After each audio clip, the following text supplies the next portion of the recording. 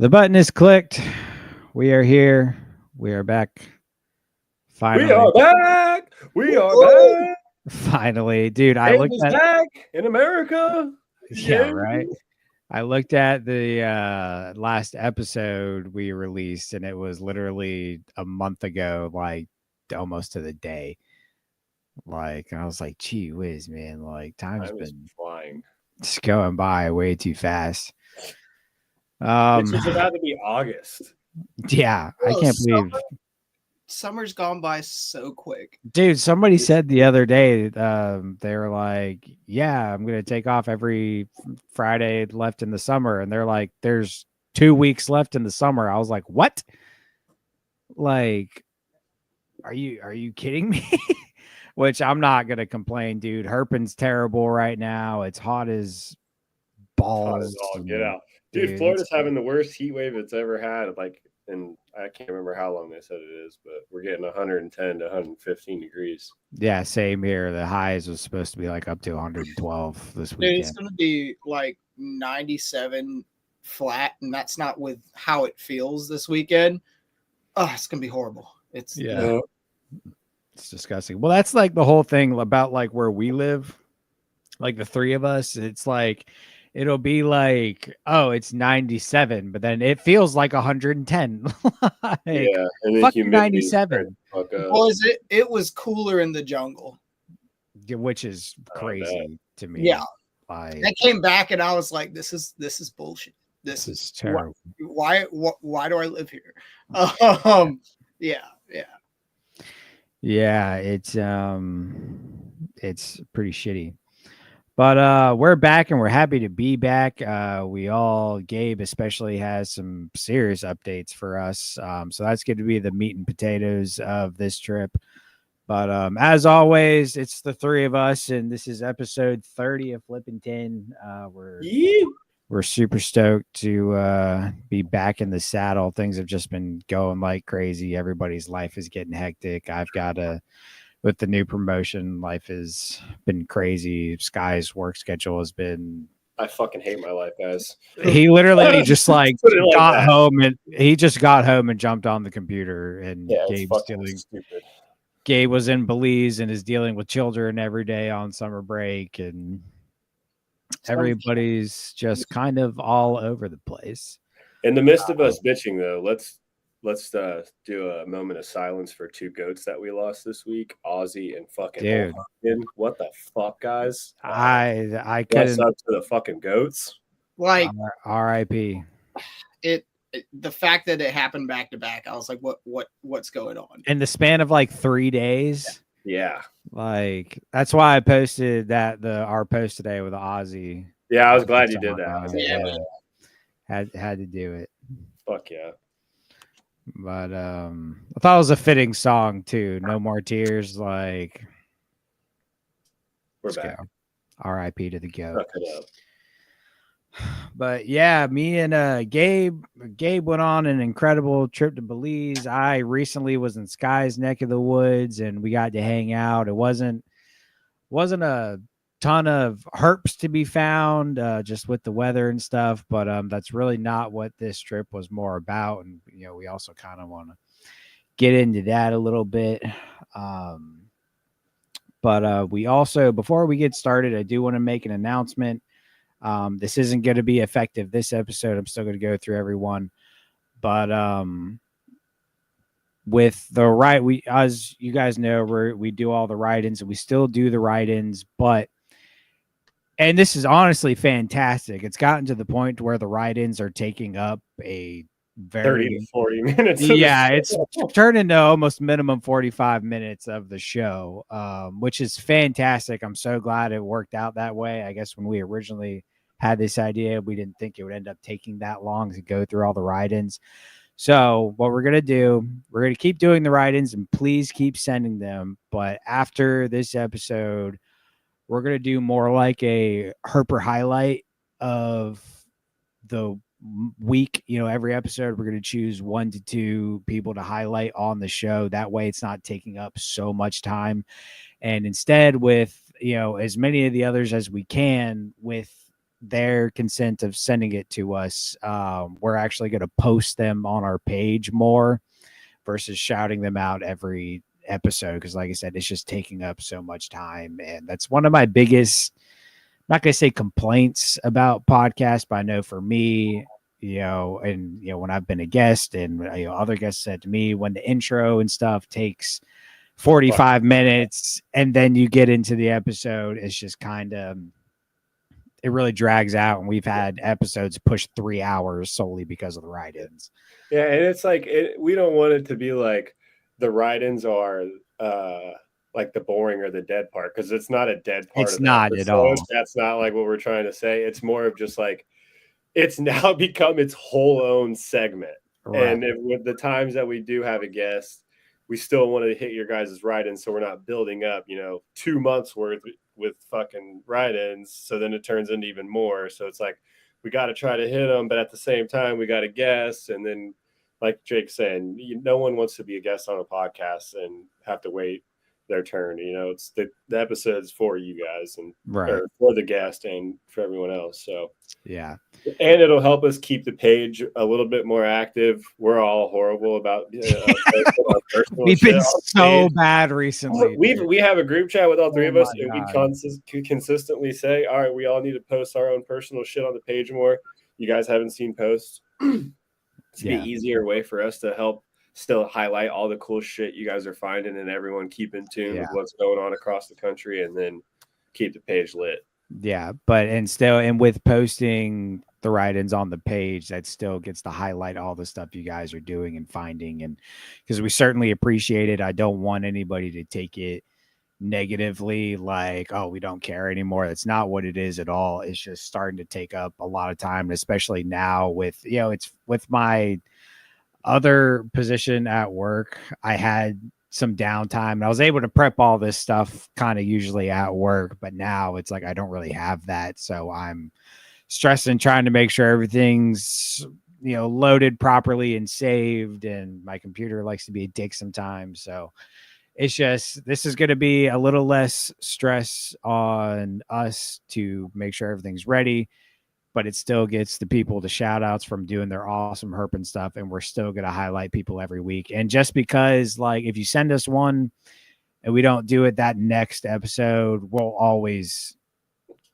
go back and pull stuff too. So it's not like if you didn't get it that week, you'll never get it. We'll still continue to pull older stuff. And depending on how many pictures and stuff, we might try and do possibly up to 3 or 4, depending on the amount of pictures and stuff. Because there's been weeks where I literally saved 150 pictures to my thing and had 10 people write in, which is fantastic. I love it. But it takes up a lot of time in the show. And frankly, there's not a ton of people that like 3-hour podcasts. So, and we do still want people to hear that. Fucking sit here and stay awake after fucking working all day for 3 fucking hours, if I'm being honest too. Bro, you guys made me fall asleep many a times on this bitch. Yeah. So I'm a daddy, man. So that's just I just wanted that to be a PSA for going forward. I think it'll still be good. And then, like, with everything being on the page, like, it'll be there for anybody to see at any time. So that's going to be the move going forward. I hope that's okay with everybody. And then, like I said, your write-ins will be permanently on the page if we post them up there. So, but with that out of the way, I figured, Sky, you and I can kind of chat about our trip and kind of talk about the importance of getting out and herping with your buddies, and then we'll get into the meat and potatoes of this episode with you, Mr. Gabe. Because let's face it, you sent me 125 pictures that we got to go through. I'll be honest with you, man. If this runs 2 hours and we got more time, like, it is what it is. Like, we'll run it. Yeah. Dude, I want to hear about this shit. Yeah, I'm excited for sure. So okay, go for it. Yeah. Yeah. So did you just have like a little aneurysm right there? It's like where you go to plug in the fucking shit into the wall, and then all of a sudden it sparks back, and you go to do it again, and Just shocks you a little bit. There we go. Now we're dude. Have you ever accidentally grabbed the prong while you're trying to plug something in? Oh yeah, it sucks, dude. I did that one time. I was playing guitar, and I was trying to plug in my amp, and I couldn't get it into the power strip. And I was sitting on a chair, and I leaned over to try and push it in. I accidentally touched the prong while it was like halfway plugged in. That shit shot my hand back. I was like, the power of Zeus. It was terrible, dude. It was horrible. But yeah, so recently this was not last weekend, but the weekend before. Yeah, is that when I was there? 2 weeks ago, yeah. I made a quick trip to Sky, and man, out of all the I've gone to Sky's place so many times, or Sky's area so many times, and herped with him, and this was probably the least amount of stuff we found, but at the same you came at the absolute peak worst fucking time you could have ever came. Yeah, no, it's just Jake. When he schedules trips, it always ends up being like the worst weather conditions. Weather conditions and full moon. That's been our last 2 trips. Oh yeah, full moon and weather conditions. But he came peak midsummer, fucking heat, and a bright full moon. Well, like I said, the streak has not died. Every trip we've ever done together, we've never not skunked out. So we're good. We did not skunk out. Just like bad luck, man. That's it. Well, this trip was more so like it was very spontaneous. We only planned it like a month in advance, and it was just one of those things. We were talking, and I was like, "Fuck, I haven't gone to." Regardless, it's great to go down and see the homies, right? Like Snakes. Yeah, and that's what it was really for. It was like I haven't been to Skies in so long, and I was like, I gotta go. Like I'm just gonna go. I need to get out of town for a weekend. I left Friday morning, and it ended up being, honestly, like I was getting at, this was probably the least amount of stuff we found in the trip, but this was still one of the most fun trips that I've had out there, man. We just had a genuinely good time. So I left Friday, and Sky. Really quick, Taylor put in the chat, we're having lag spikes. So I don't know what the fuck we can do. I just turned my Wi-Fi off on my phone. I don't know if you guys want to try to do the same thing. I'm on my laptop, so I can't. I'm on my laptop, so I'm on my laptop too. But normally, if you turn off other devices in your house, it's less shit. Oh, I got you. Let me go check my router really quick. It's probably something on my end. Dang, we haven't had this problem before. I know it might be something with StreamYard, because StreamYard was lagging for me getting in earlier. It wouldn't let me change the background and shit. So might be something on StreamYard's end, but there's not a whole lot we can do about it, unfortunately. Hopefully it picks back up. Connection, it says.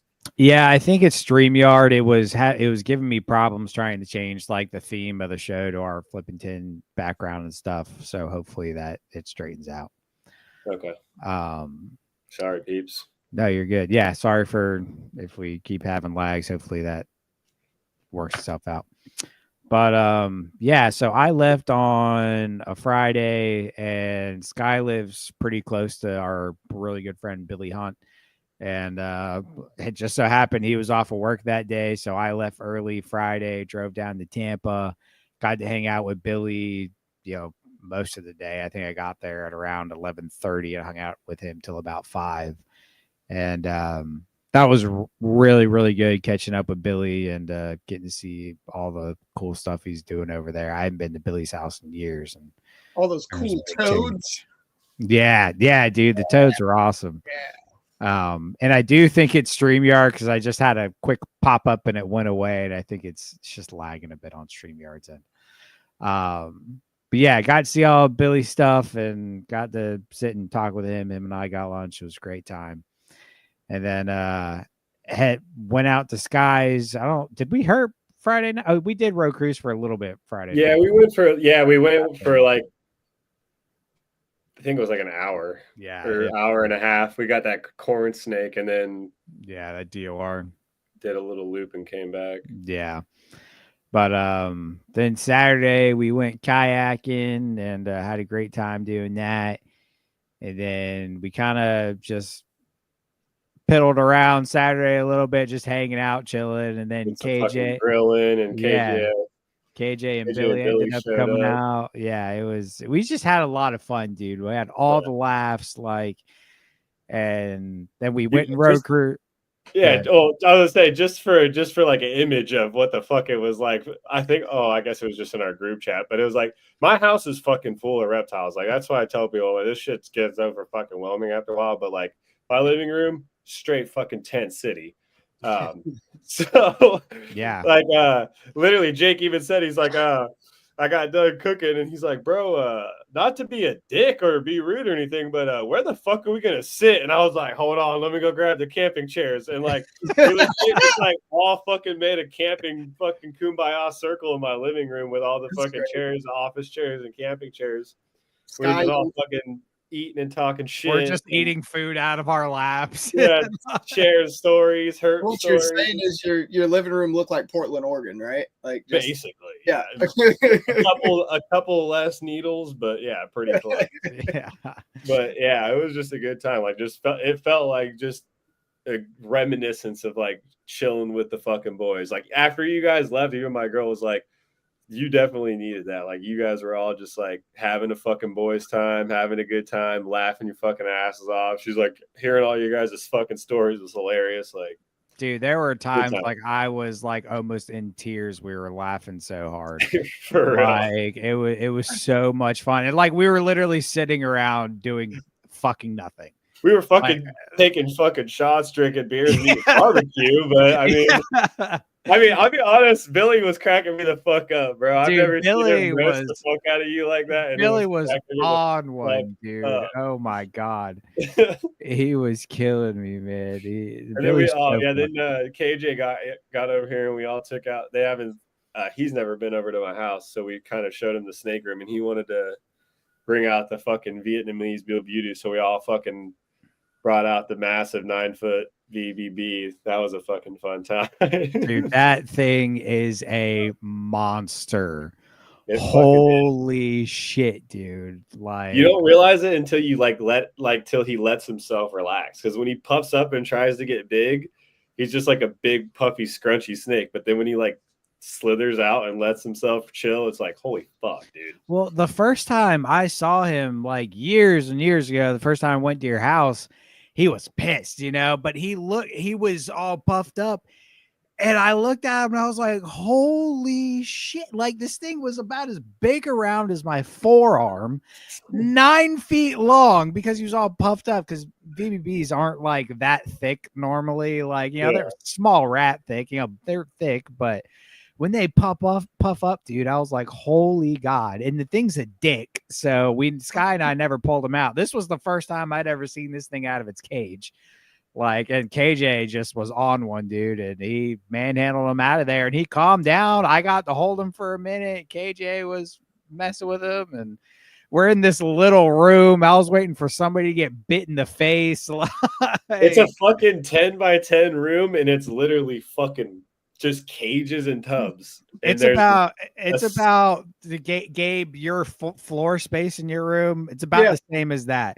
With a 9-foot blue beauty. Oh no, that's so sketchy. Like there's no getting away, bro. No getting away. No. And then like KJ had him out, and you were like, "Come on, Jake, you can hold him." I was like, "Well, I'm not gonna be a puss. I guess I'll go in there, dude." Like they tried to hand him to me. Sky's on one side, KJ's on the other. Sky was trying to hand him to me. And I'm like, dude, there's 3 guys in here. This thing's like all up in near my face. I'm like, dude, I'm about to get whacked in the freaking eye, dude. But nobody got bit, surprisingly. But that was a fucking impressive snake, dude. Like, he was honestly relatively chill. I was very surprised. Yeah, he didn't even take a swing at anybody. Honestly, didn't take one bite at anybody. I was like, what the fuck? Thanks for making me look like a bitch. Like, cool. Yeah, dude. And the day before when I was at Billy's, he pulled up that picture that I screenshotted of you, like, yeah, fucking.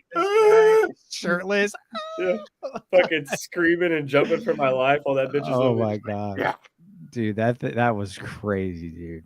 Yeah. But and then that night, me, Sky, Billy unfortunately wasn't able to herp with us, but me, Sky, and KJ went out for a little bit, and we pulled up a scarlet snake, and we saw a little gator, and well, there's something else. A couple other ribbons. We got a ribbon, and water. yeah. There was one snake that got off the road. It was like the first spot we stopped off the road where the canal was filled up, and I was like, let's just spotlight in here and see if we can see any snakes or sirens or whatever. And Jake spotted a siren like right off rip.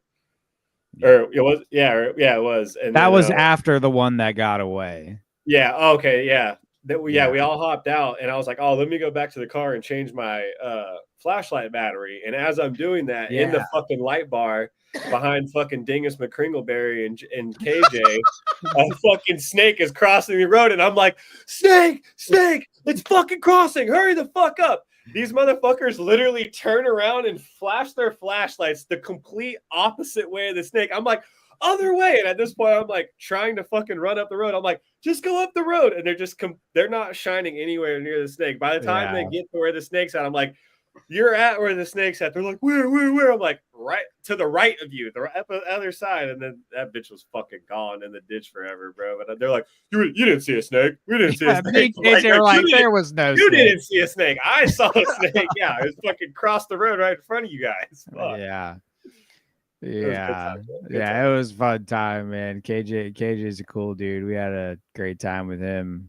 And then Sunday morning, before I rode out, me and Sky did a little cruising around, and unfortunately, we found my lifer coral that was freshly hit by a car. Dead as a stump, didn't even have guts spilled out of it, like still limp. Dude, it was dude, I'm still so mad, man. Like, I was pissed. I was so depressed after that. I was like, you gotta be kidding me.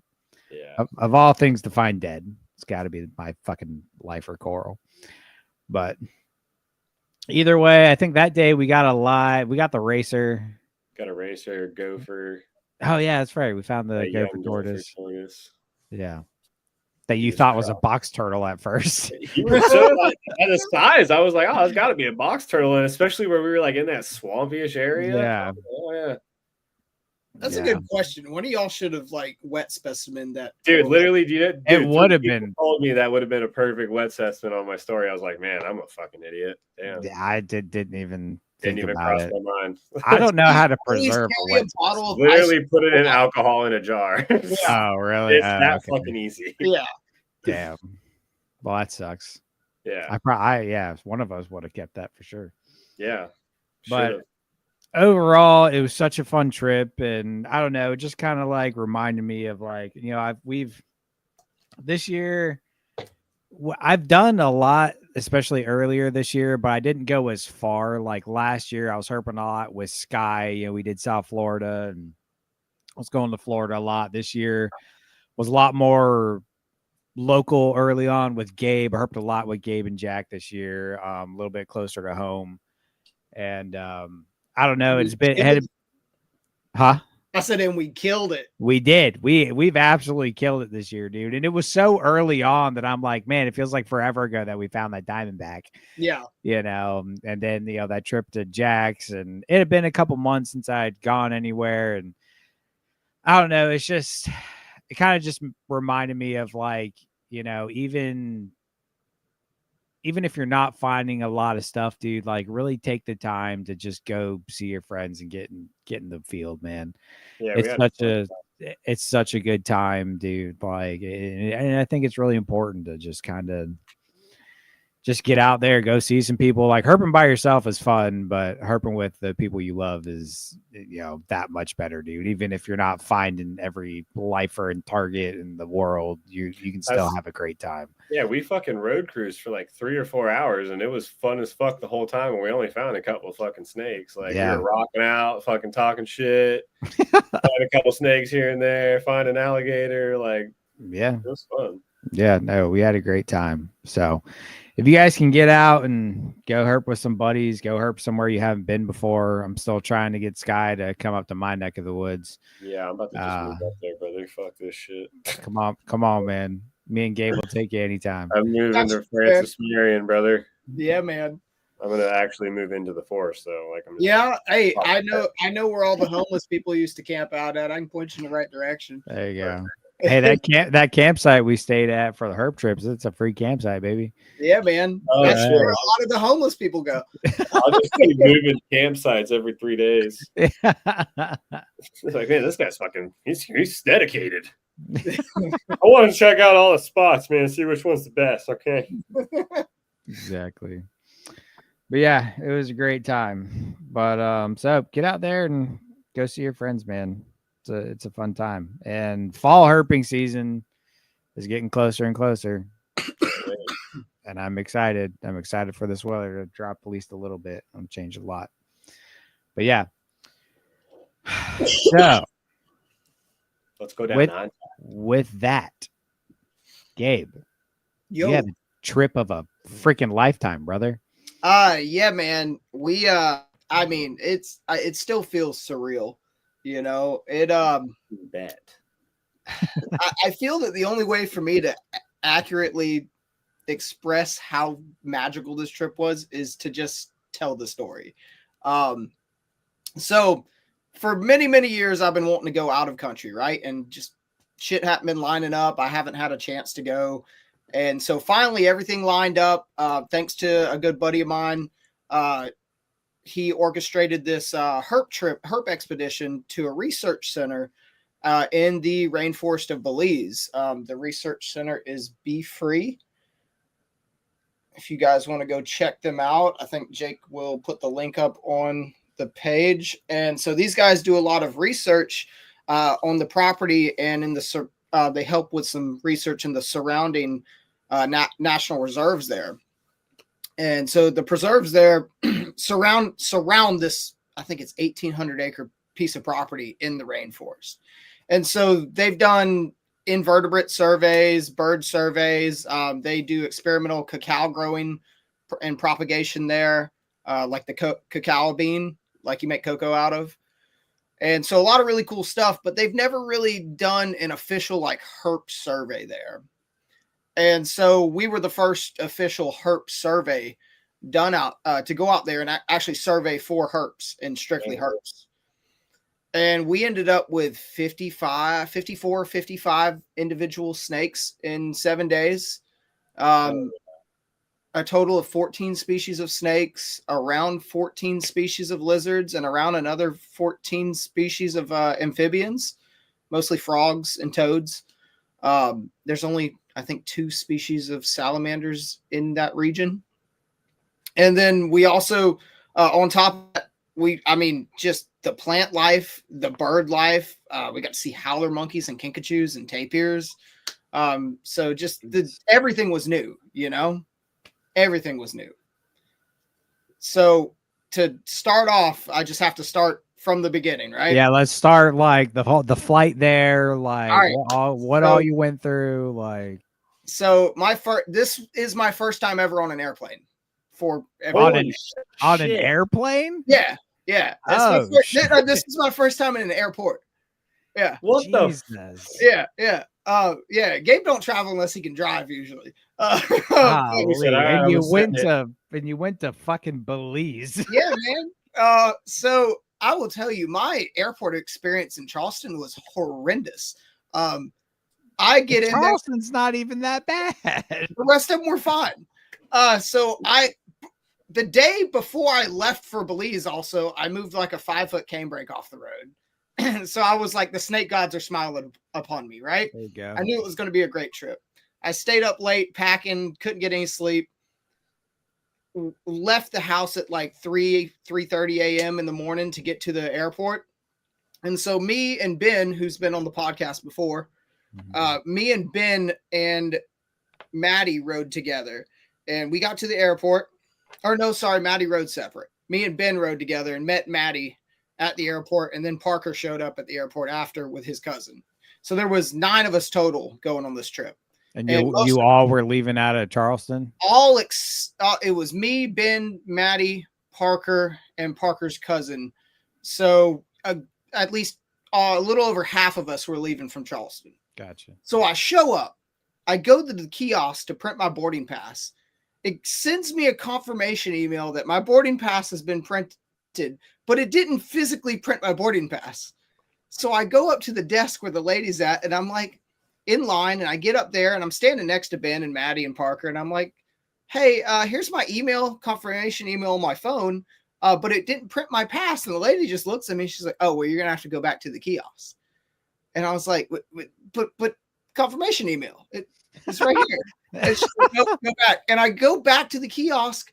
And in the time that the kiosk in the time that I walked back, the lady left. I guess their shift was over and a new lady came up. And I'm at the kiosk and it says too late to print your boarding pass. Cause I guess within 15 minutes of your flight leaving or something, it won't print it. And so Maddie and Ben and Parker are waiting for me at the desk. And so I walk up there and I walk up next to them and they're like, hey, get in front of us so we can get this figured out. And I walk in front of them and I go up to the lady and this mean Hispanic lady starts yelling at me. And she goes, why'd you cut those people?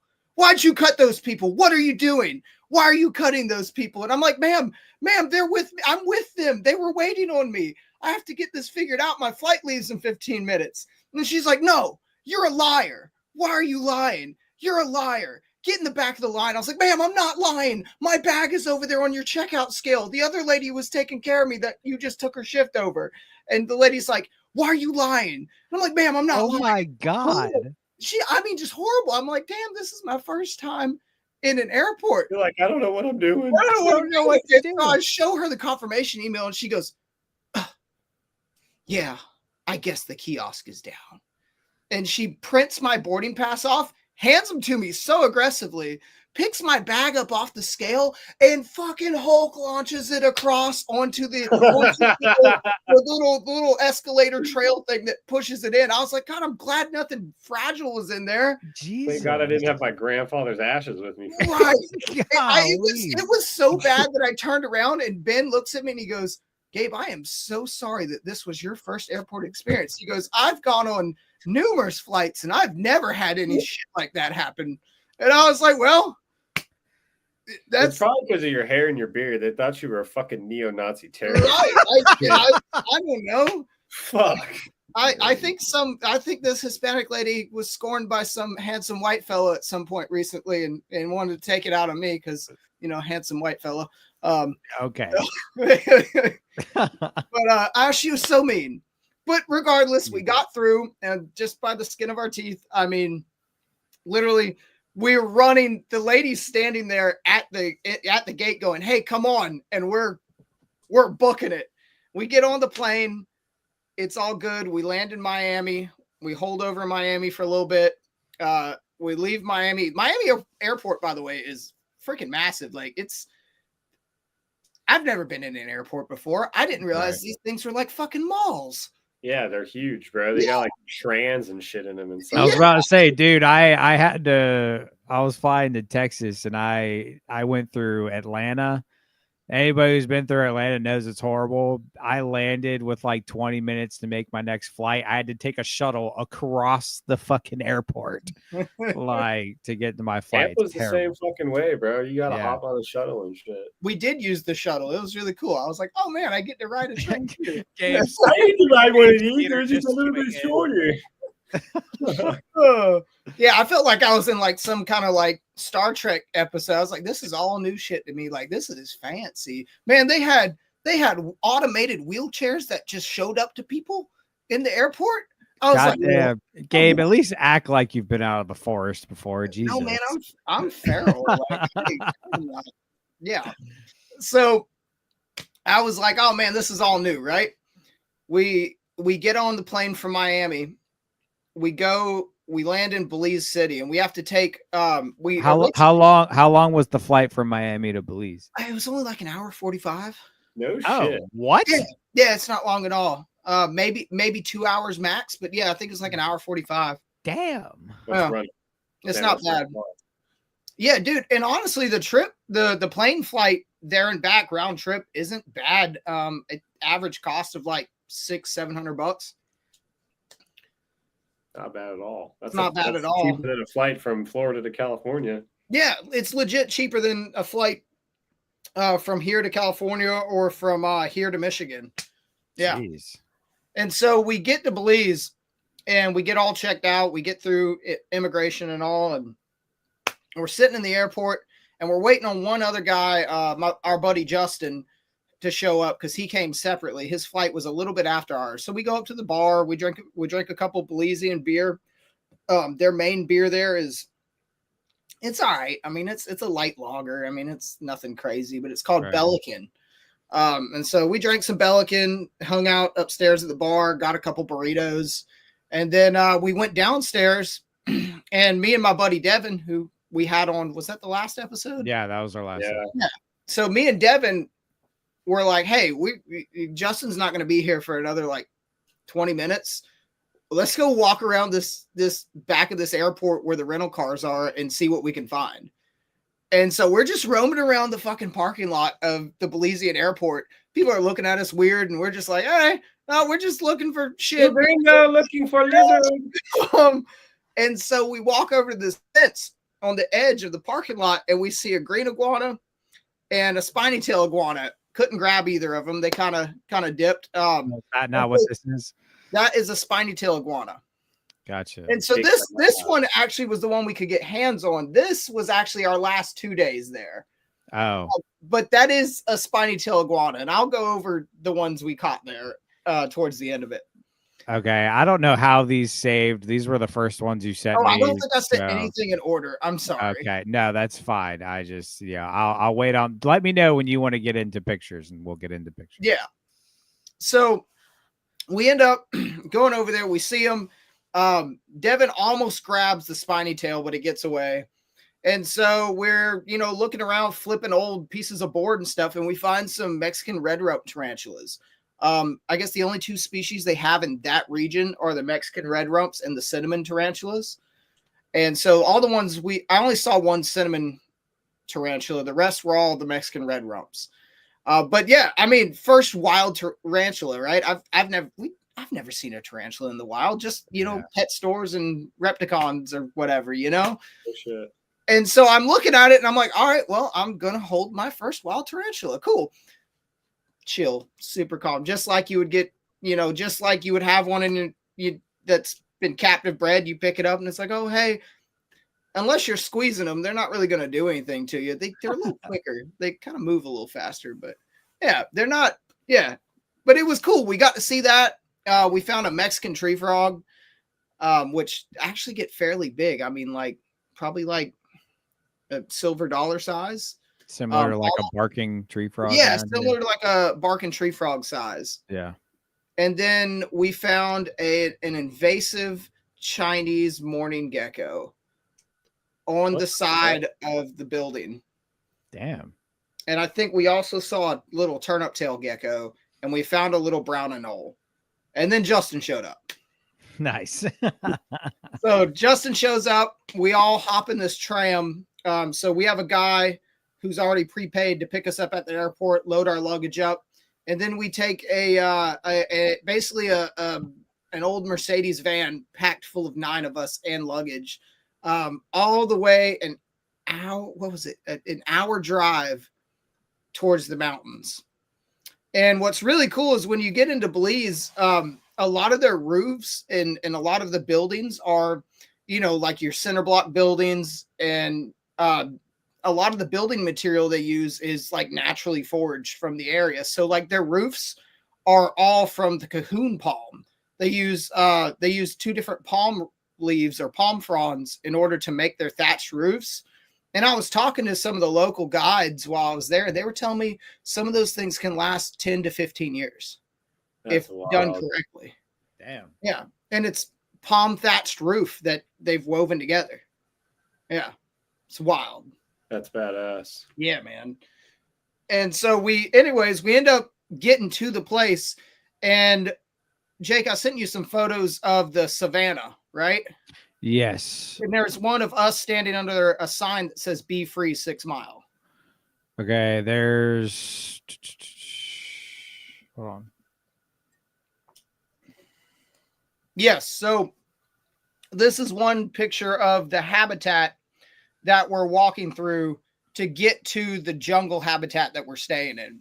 And so at the very front where they dropped us off, they have one little pickup truck to come grab our heavy luggage. And then we take a backpack with water and camel bag, and we have to hike in because they only have the one truck. And so we hiked right off the rip 6 miles through mostly through this. Of course, there was a road we were hiking on, but I mean, just a dirt road, but it goes straight through this savanna.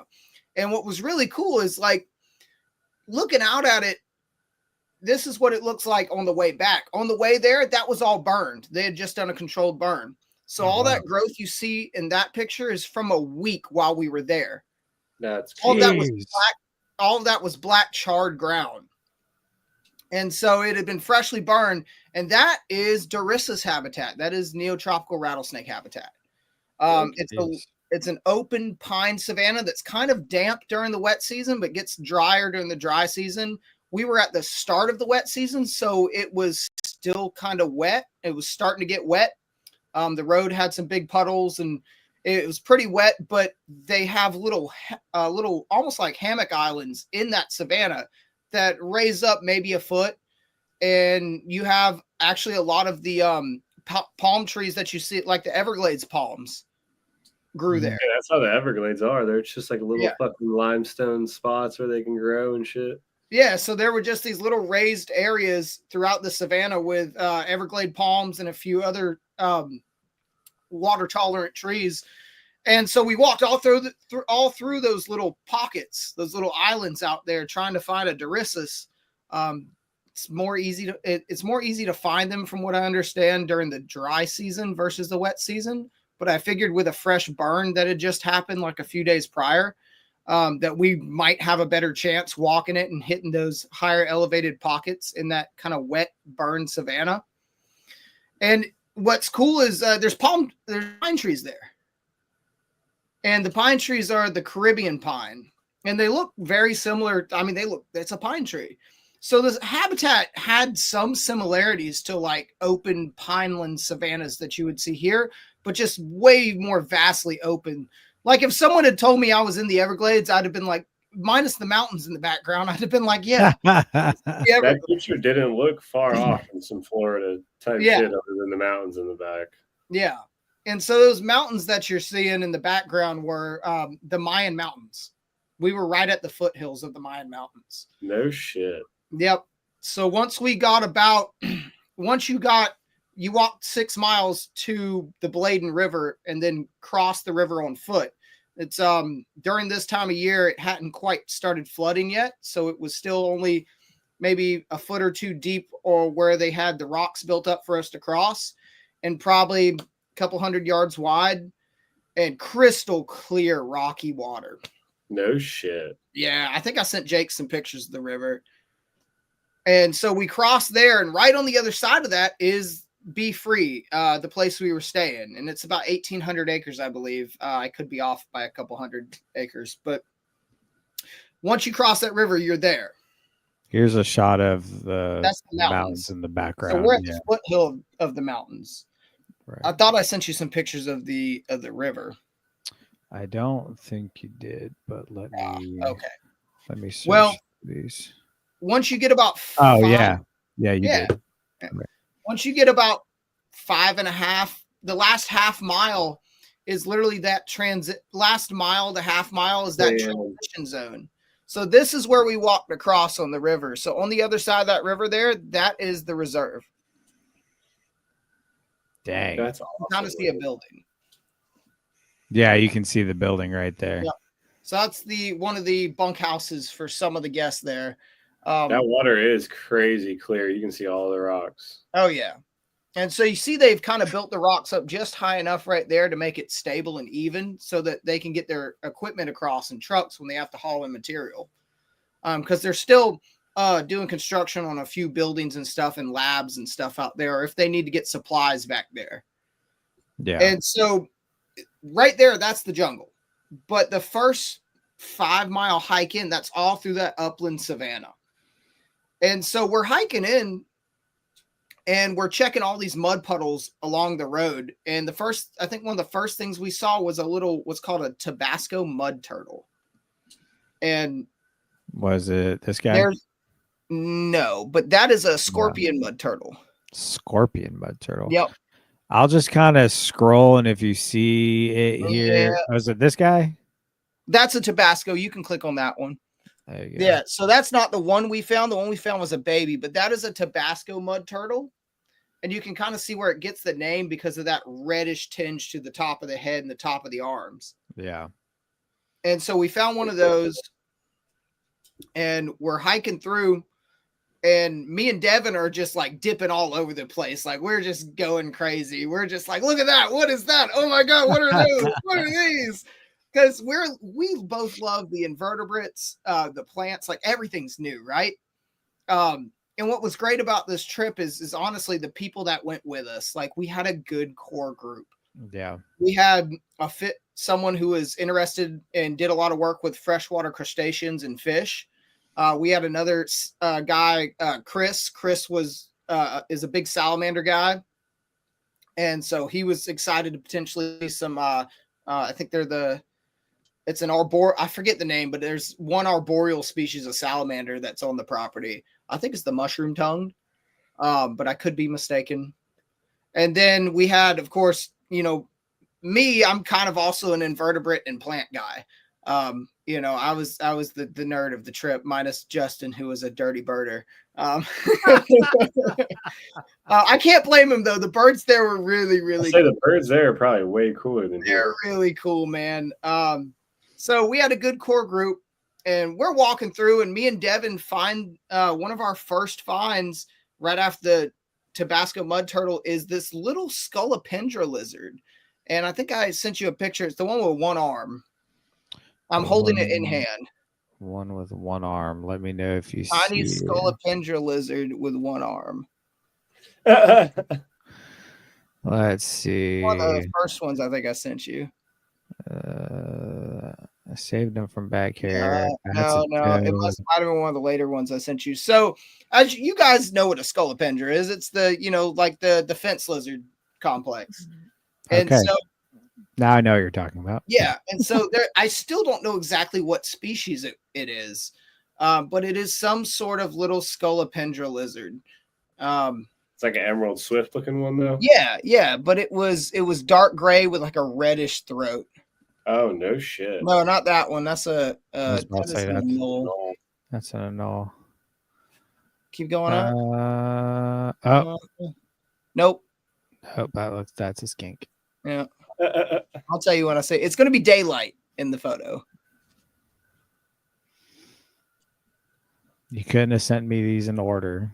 I'm so sorry. I was in a rush.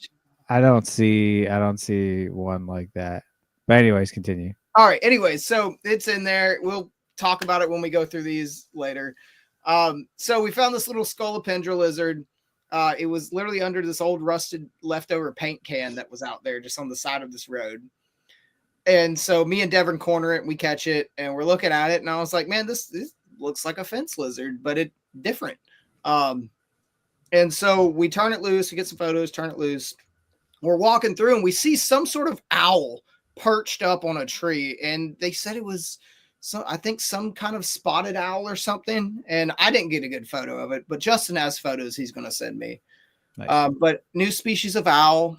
And then the whole time there's red Amazonian red lord and what is it? The pink capped parrot. And there's two species of parrots flying over. Jeez. I've never seen wild parrots. And I'm like, I look at one of our guides and I'm like, our guides were Mario and Conti. And I said, Mario, what species of bird? He goes, oh, parrots. And I'm like, oh, it's just parrots. Okay, yeah. Just casually parrots flying around. Just some daily parrot activity. Yeah. What shocked me is guess what is thriving and native to that savanna that we saw. something we have in prairie and savannas in the southeast, and it is a ground-dwelling bird. Roadrunners? Oh, the Chuckwoods willow. No, but they did have, I think it was called a parapara, which is in the nightjar family, and those are really cool. They look just like a Chuckwoods widow. But no, it's considered a game bird. Just tell us, Schuler. Bobwhite quail. Bobwhite quail? Bobwhite quail are in those savannas. Yes. I literally spooked one up, or Devin spooked one up, and I saw it, and then I ran towards it and spooked it up, and we're looking at it, and I'm like, Devin, that's a quail. And I'm like, that looks like a bobwhite quail. And I'm asking the guy, and he goes, yeah, it's bobwhite quail. So bobwhite quail are native to and doing probably better in Belize than they are here in the Southeast. I mean, it's not hard to beat how they're doing in Southeast. You pretty much have to get released quail around here to hunt quail. So that was cool. So we keep walking through. We see some brown basilisk running up trees. Can't catch them. They're so fast. Yeah. So we see them. We think we see a small green iguana take off, but we couldn't really get a good eye on it. And then we're walking, and all of a sudden, someone stops and looks in a mud puddle and goes, "Turtle!" And it's one of my bucket list turtles that I wanted to see. We end up finding not one, but two on the walk-in Central American wood turtles. Oh. Which I was honestly, my hopes were not high, but no, that's not it. That's not it. No, not that one. Okay, I don't know my turtles. It's going to be in the daylight. The photos of the daylight. It's a bigger turtle. It's going to have the side of the head kind of sticking up. Okay, you keep talking. Anyways, so we find it, right? And the first one we find is a female. We're like, oh, sweet. We walk maybe another 5 minutes. We find another one, and it's a male. And so by this point, we've already found a pair of Central American wood turtles, and we're not even halfway through the 6-mile hike to the property. Jeez. And at this point, we've already got a Tabasco mud, 2 wood turtles, Central American wood turtles, that Scolopendra lizard, or Scoloporus lizard, sorry. That Scoloporus lizard, a basilisk. There's also whiptails out there that look like our whiptails here. They're the Yucatan whiptail. Is it the one with your shirt off? No, that is a different turtle. Don't show that yet. Jack might get too excited.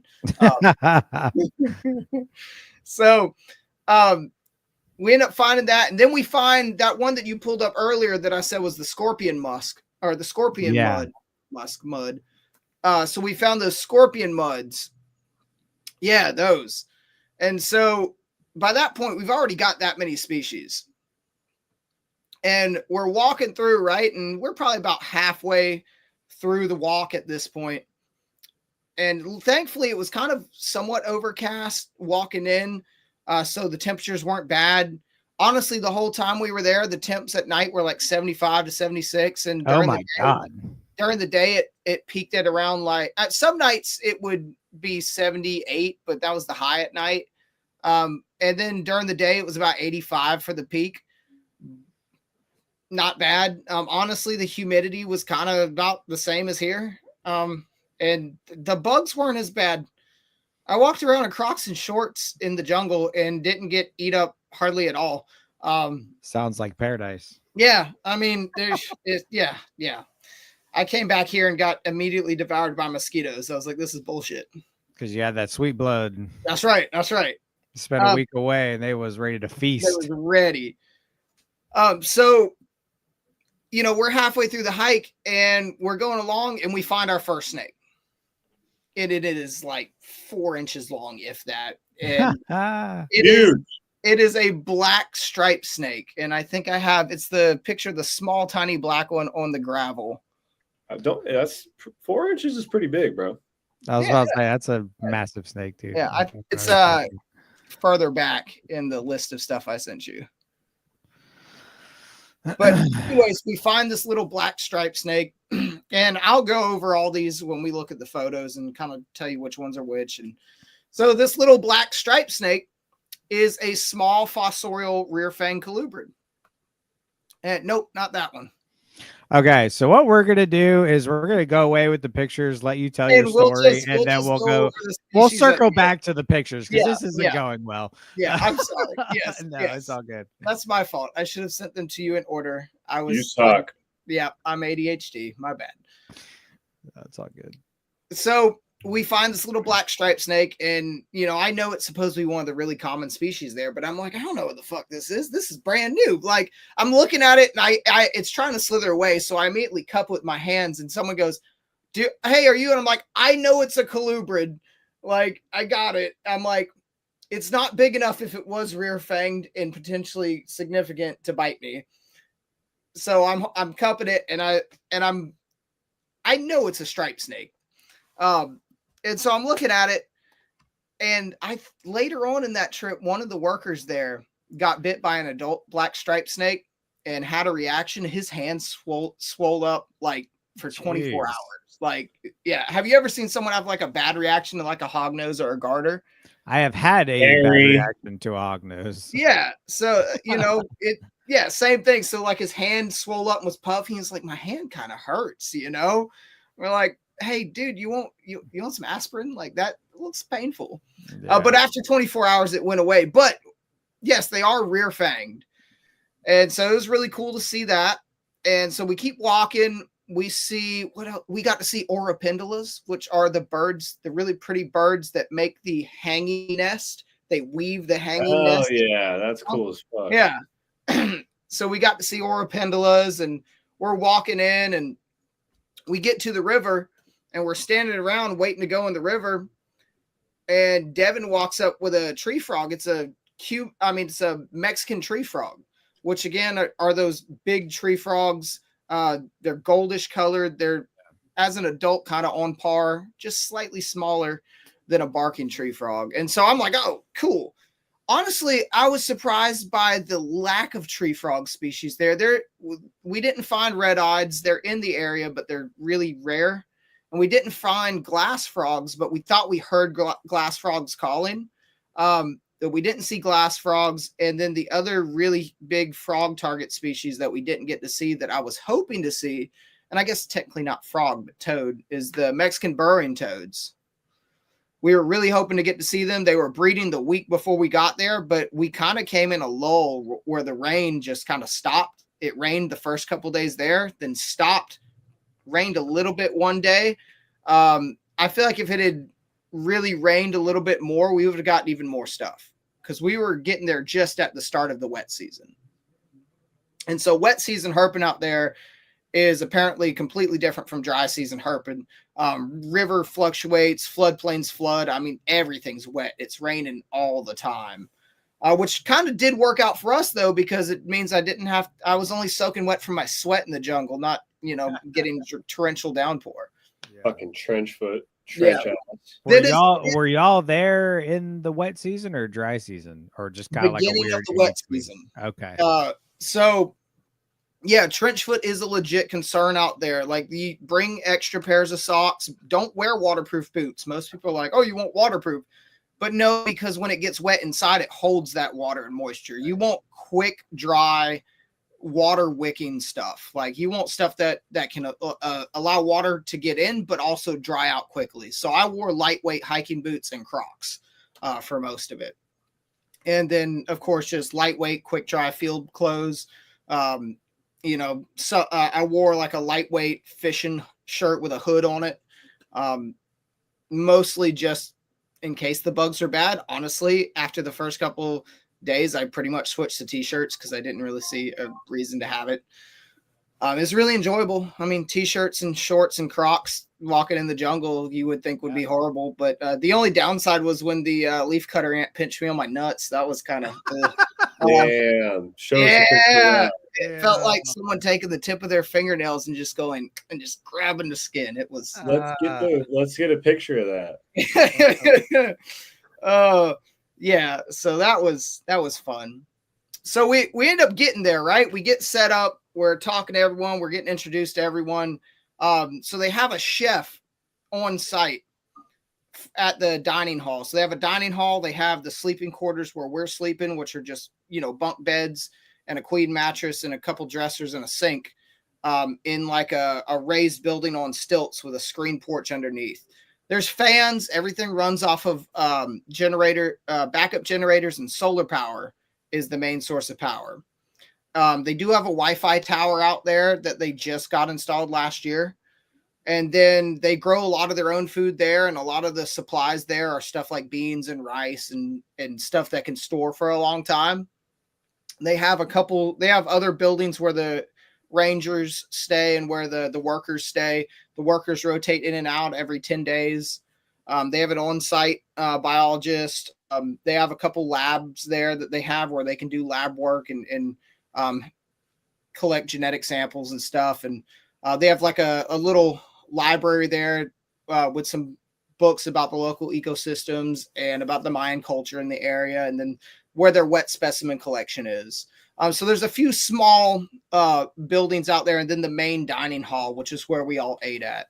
So we get in there, we start eating. Before we even start eating, we get there. It's right at dark.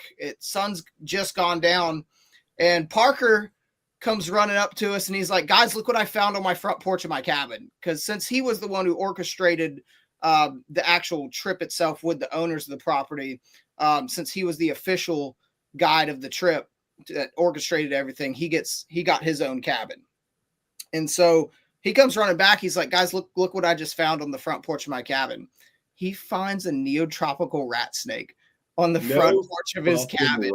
We haven't been on this property but maybe 15 minutes. Jesus. And so right off the rip, we're all holding and looking at this beautiful juvenile neotropical rat snake.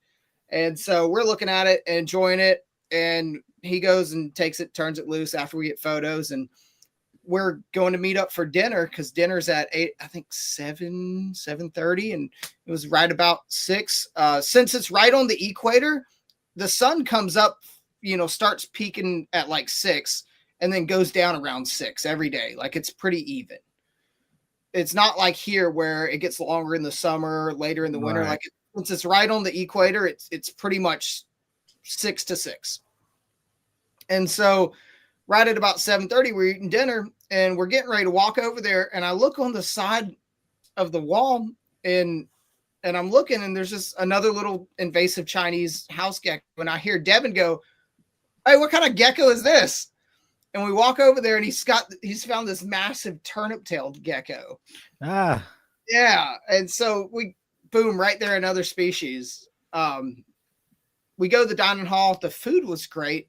My only complaint is like, and it's not really even a complaint because it was all delicious. Like, we got to try new fruits I'd never even heard of. They made fresh juice from local fruits they harvested off the property.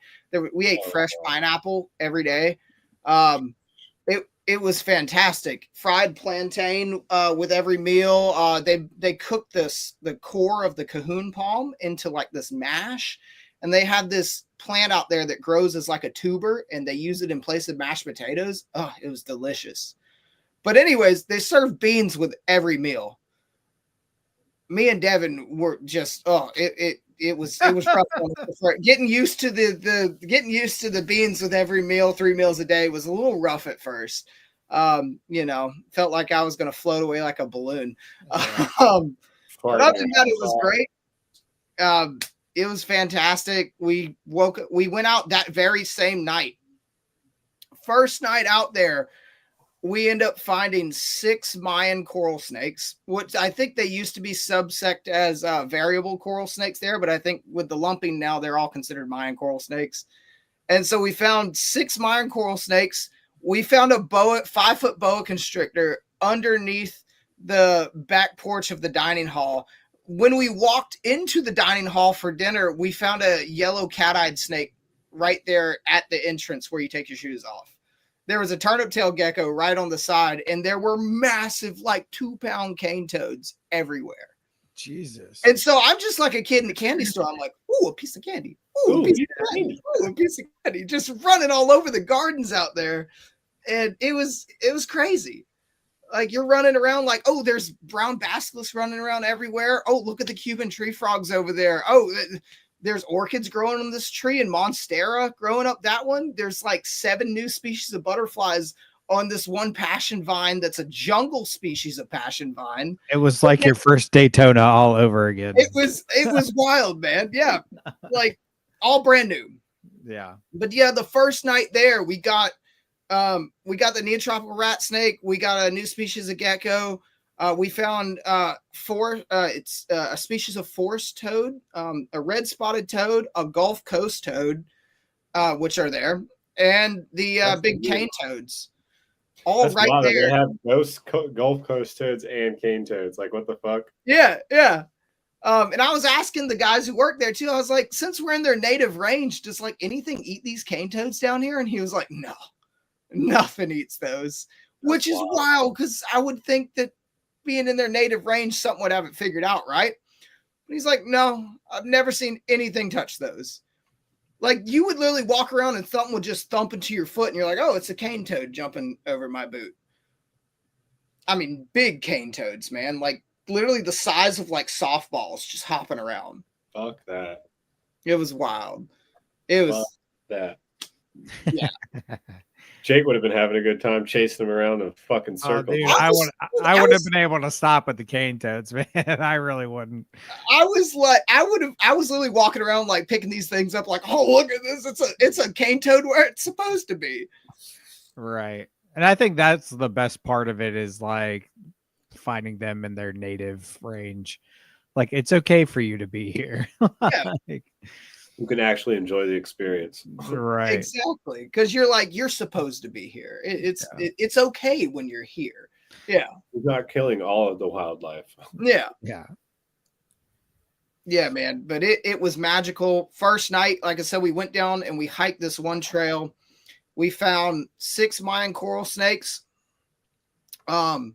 We found some little fossorial colubrids they call coffee snakes. And I'll show it when we go over the pictures. Yeah. I'll kind of point out which ones are which. We found the little fossorial coffee snakes. We found some more black striped snakes. We ended up finding, what else did we find? Oh, we found that little Tantilla species. Mm-hmm. So still not quite sure exactly which one it is. I think it's the Yucatan Tantilla. It's a species. It's mostly found in Guatemala. And that was really cool. We found, one of the coolest things is the Yucatan banded geckos, the Coleonyx down there, were so cool looking. I mean, Coleonyx geckos in general are badass, but these Yucatan ones, I was like, that's the one you sent in the group chat looked badass. Yeah, man, they were beautiful.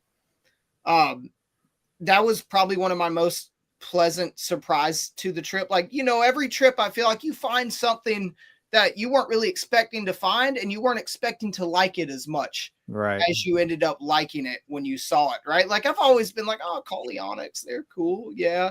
But after seeing that Yucatan banded gecko, I was like, oh yeah, Coleonyx are cool. Oh yeah. It was awesome. We ended up seeing so much cool wildlife. Like a lot of the tailless whip scorpions were out there, the little vinegaroons. They have these giant millipedes there that ink you with like an iodine substance. They'll like secrete it and then it just dyes your hand for like a week. Smells like iodine too. There's some really cool, there's a little brown forest scorpion species there. They were everywhere. One of the big things though that like was a little freaky out there is getting used to the howler monkeys screaming at night. Like it's a pretty eerie sound. It sounds like something out of a horror movie, and it takes you a night or two to be like, when you first hear it, the first couple nights, you're like, oh shit. Okay. But after a while, you're like, oh, there's the howler monkeys again. Right. Yeah. But the first couple nights when they start sounding off and they're like right above you and you're walking through the jungle at night, you're like, oh God, I'm going to die. Yeah. Send a little chill down your back. Yeah. But after a while you get pretty used to it, man. And honestly, like seeing the howler monkeys, it was so cool.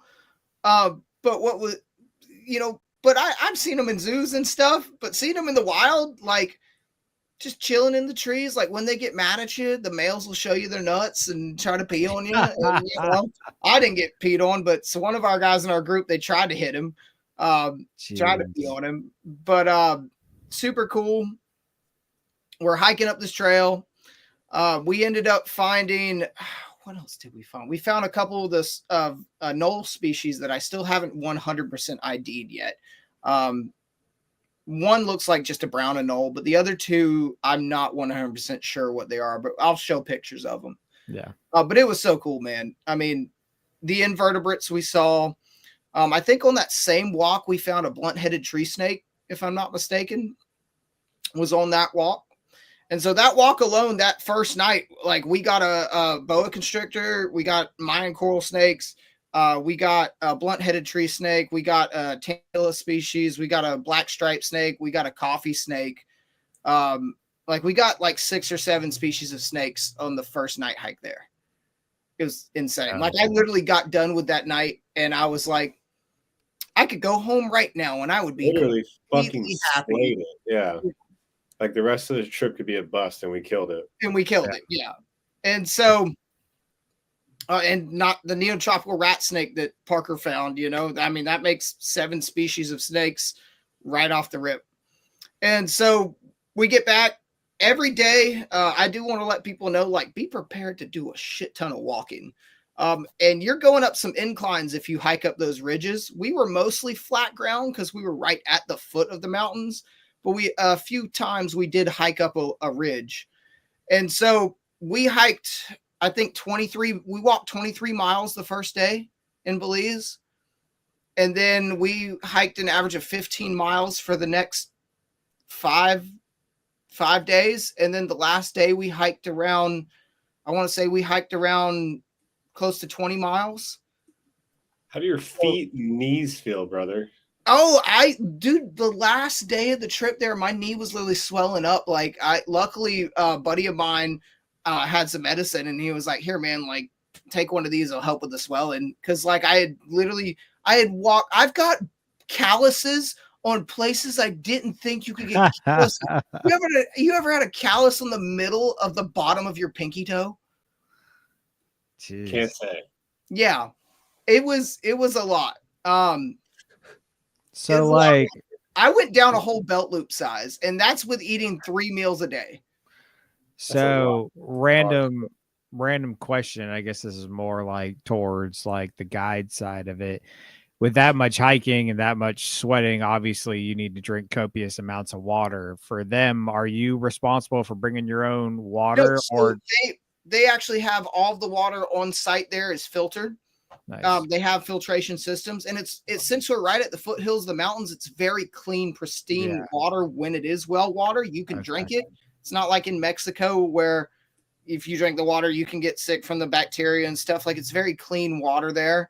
And they would put big water coolers out 24/7 for us to fill up. Like they would take them on the hikes with you guys and yeah. stuff, So when we hiked in, they would put a big water cooler halfway through the hike. Wow. And walk out. But while we were there, we were responsible for having our own for the hike around the property. But the kitchen house is always open. And so the kitchen house is always open, and they always have a big water cooler ready for you to fill up in there 24/7 in the kitchen house. And so I had a big Camelback. And so I just kept my Camelback filled and then had a backup water bottle that I'd hook on my belt or throw in a backpack. Yeah. And so I usually had a lightweight backpack with a Camelback, a water bag, a water bottle, and like some Band-Aids and gauze and stuff. Right. And that's what I walked around with. Nice. And so since the property itself is only about 1,800 acres, it is a lot, don't get me wrong, but it's also a small enough piece of property that like, if you do run out of water, you can hike 30 minutes. The kitchen house and most of the place there, most of the buildings and the areas we were staying is all centralized from the front into the center. So when you're hiking out from the center. So from any point and corner, from the farthest point of the property edge to the center where we were staying, if you ran out of water, it's probably only about a 45-minute to an hour hike if you cut through to get back. Yeah. So if that, you probably about 45 minutes. So most spots we were at, we could get back to the main base camp where we were staying within about a 30-minute walk. Hell yeah, man. But we always carried water. We drank a lot of water. That's one big thing. you're going to sweat a lot out there. So you're going to want to drink a ton of water. I mean, I probably went through 1.5 gallons, 2 gallons of water a day. Yeah, you have to in scenarios like that, man. You'd be cramping up and shit if not, man. Exactly. All types of things. I'd be getting a kidney stone out in the jungle, boy. Well, we only averaged about 3 hours of sleep a night. Jeez. So we made the. So what's crazy is when you only average 3 hours of sleep a night, and you lose your mind, and you're somewhere for, we were there at the property for 7 of the 9 days.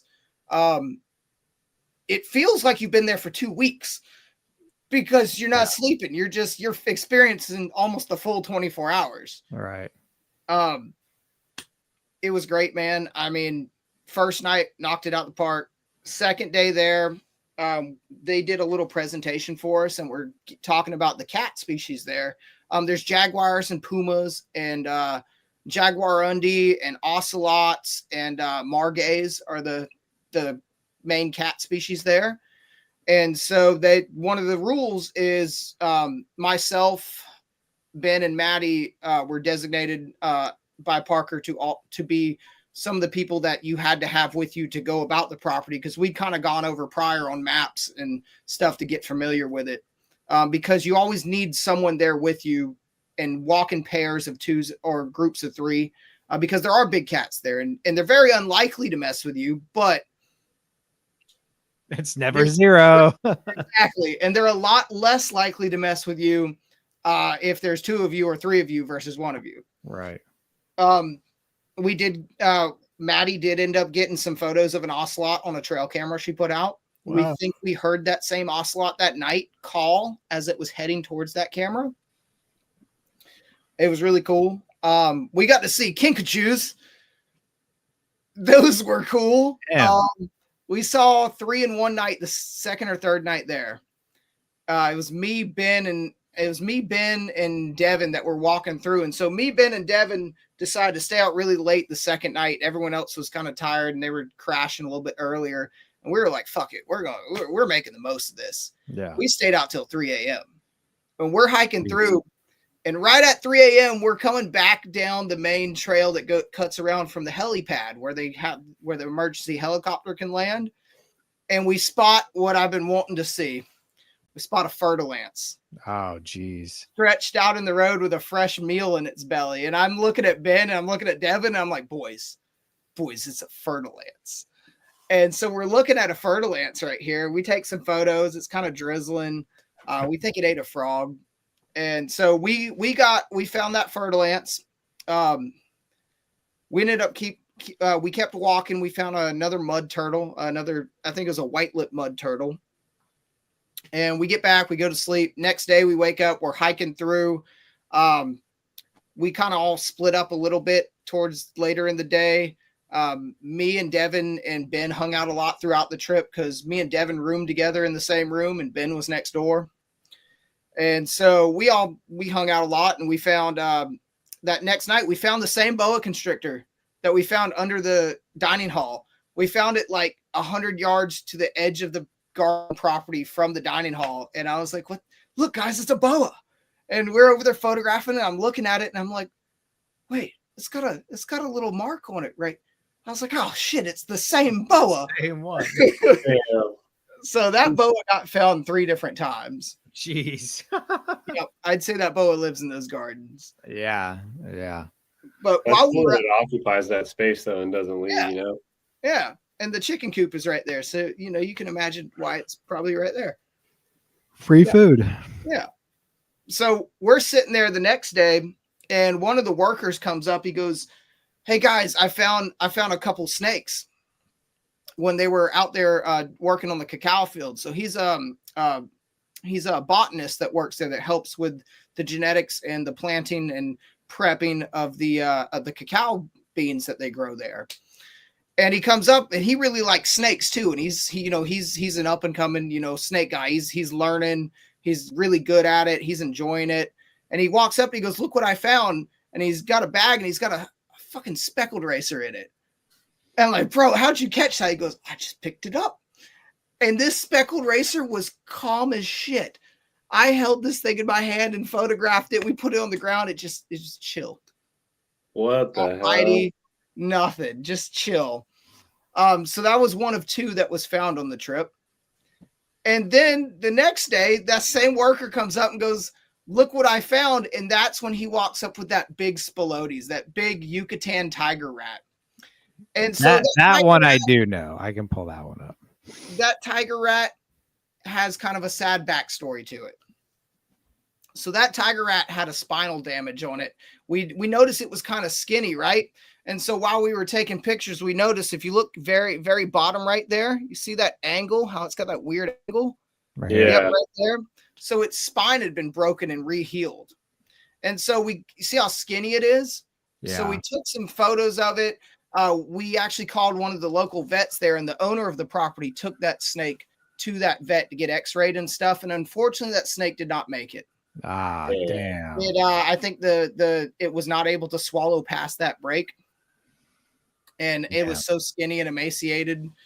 But I'm glad that it allowed us to appreciate it in its what would have been its final moments. Yeah.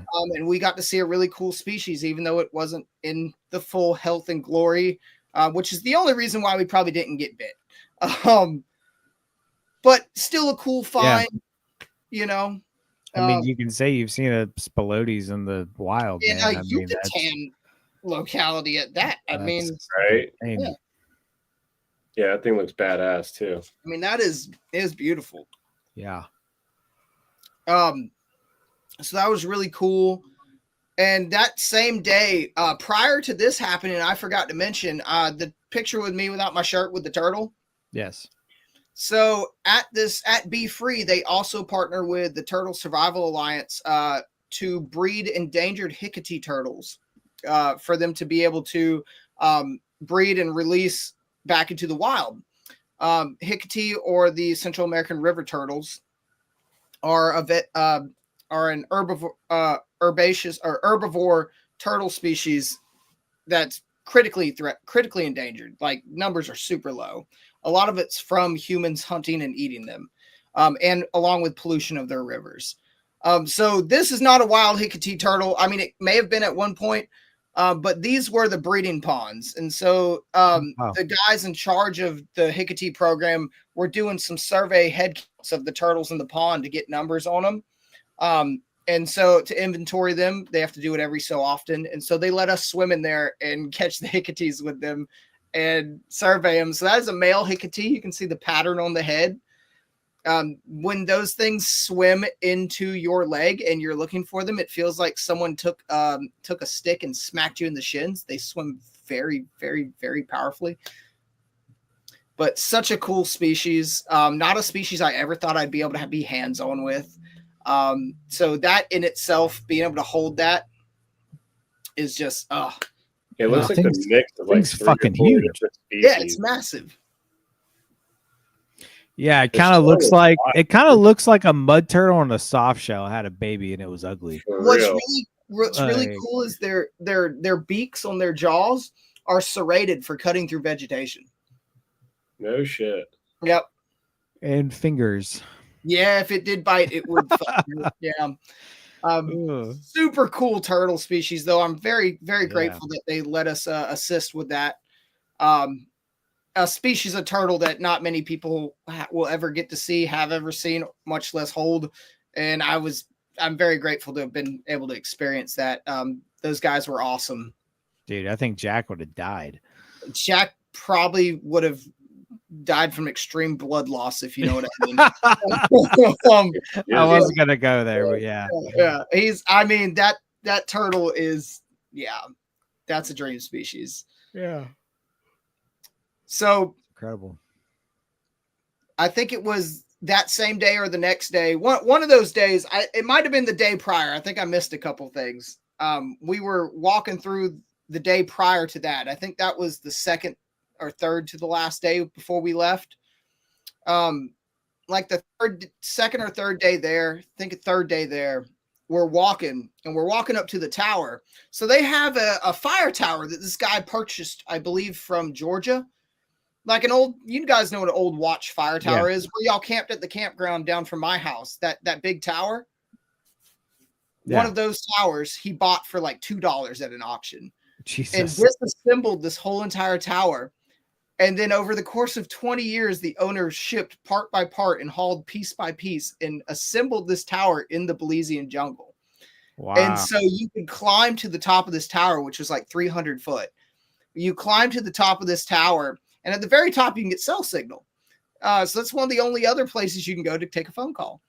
But from the top of this tower, you can look out and you can see over the top of the jungle, over the canopy, and you can see the Mayan mountains in the background.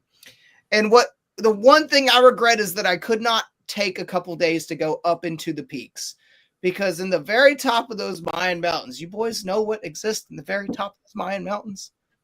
It's a species of arboreal viper that is near and dear to my heart. Eyelashes? Eyelashes. Yeah.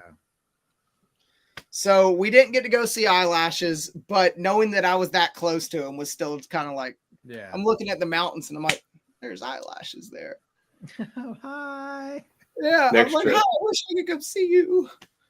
But it was really cool, man. We hiked back down from there. We set a moth sheet up out there, caught some Rothschild giant silk moths and some Io moths, and a few other species. We got to see the oh God, what are the big butterflies? The I know the name, the big blue butterflies. Damn. Those electric thing, the electric blue ones or whatever. Yeah, the they like literally look like they're like chrome blue. We got to see some of those guys. That was really cool. The name will come to me eventually. I know the name. I'm ashamed. As a butterfly guy, but super cool. We come back down, we're walking back, and we find a terrestrial snail-eating snake. Oh. Take in mind, terrestrials in this name, right? This fucking snake was 30 foot up a palm frond. Oh, God. So I was like, oh, wow, like that's kind of cool. Really living up to your expectations. Yeah. And so, one of the guys spotted it, and I was like, oh, it kind of looks like a coral snake species, but it's not. And then as we're walking along, one of the guys in front of us goes, hey, what's this? And he points out this long, slender snake, and it's a lizard-eating snake. It's literally called a lizard-eating snake. And it kind of looks like a masticophis and a vine snake had a baby. It's kind of weird looking. Yeah. But it was really cool, man. We got, like I said, 54, 55 different individual snakes throughout the trip. And so we ended up, finding a lot of cool stuff. Last day there, we kind of hiked around, spent the day chilling, went to a really cool presentation about the Mayan culture and history done by one of the locals there who works there as a guide. His name is Mario, great guide. Really one of the best birders I've ever met in my life. He pointed out my lifer toucan, which they call Oripari there. Yeah, I got to see a toucan last day there. Drinking my coffee. That's awesome, man. Yeah, man. Hell And yeah. so, we're sitting there and we're kind of relaxing the last day because we've got a long hike out. And on the hike out, we got another Central American wood turtle and a few other things. And so last day there, we spent 2 days in Placencia, which is about an hour and some change. About an hour and some change kind of west towards the coast. And so we took a little bus crammed in there, little kind of like taxi bus deal. Drove to this area where we got a water taxi that took us through the mangroves out to the inlet to the Caribbean Sea. Fuck yeah. Then on through the canal up to the beach of Placencia. Placencia is this peninsula, and it's just this peninsula with beach on each side on the Caribbean Ocean. And so last 2 days we spent, hopping around, bar hopping on the Caribbean beach, and we went snorkeling. We got to see some nurse sharks and rough-tailed stingray, a barracuda, some really cool reef fish. We went snorkeling at Silky Cay. And then, that was it. Then, next day, wake up, come back, fly home, and kind of regret leaving Belize. I wish you never would have got back on the plane. Dude, I'm so serious. Oh. Yeah. Well, Gabe, I hate to be that guy, but you are missing a very, very cool find Oh my God! from Yes, that holy trip. I crap! don't know. I was waiting for you to get to this, and I'm like, Absolutely. Yeah, I skipped out on one of the coolest finds of the trip. Like the trip maker. I don't know how I did this. So we found a blacktail crebo up on the very top of this ridge we hiked up. In those rocks are actually remnants of an ancient Mayan temple, and that's all that's left. So we found a blacktail crebo in the ruins of a Mayan temple on top of a ridge. Get fucked, mate. Talk about Yeah. a legend. That thing, literally, we're walking and Zeke next to me goes, "Snake!" And we're like, "Where?" And he goes, "It just dove under that rock in that crack." It was a blacktail. All I saw was a blacktail. I think it was a musarana. So when we went on this particular trail, this is where they'd seen the musaranas. This is the only real spot there. There's 2 spots there, this being one of them, that you are most likely to see musaranas.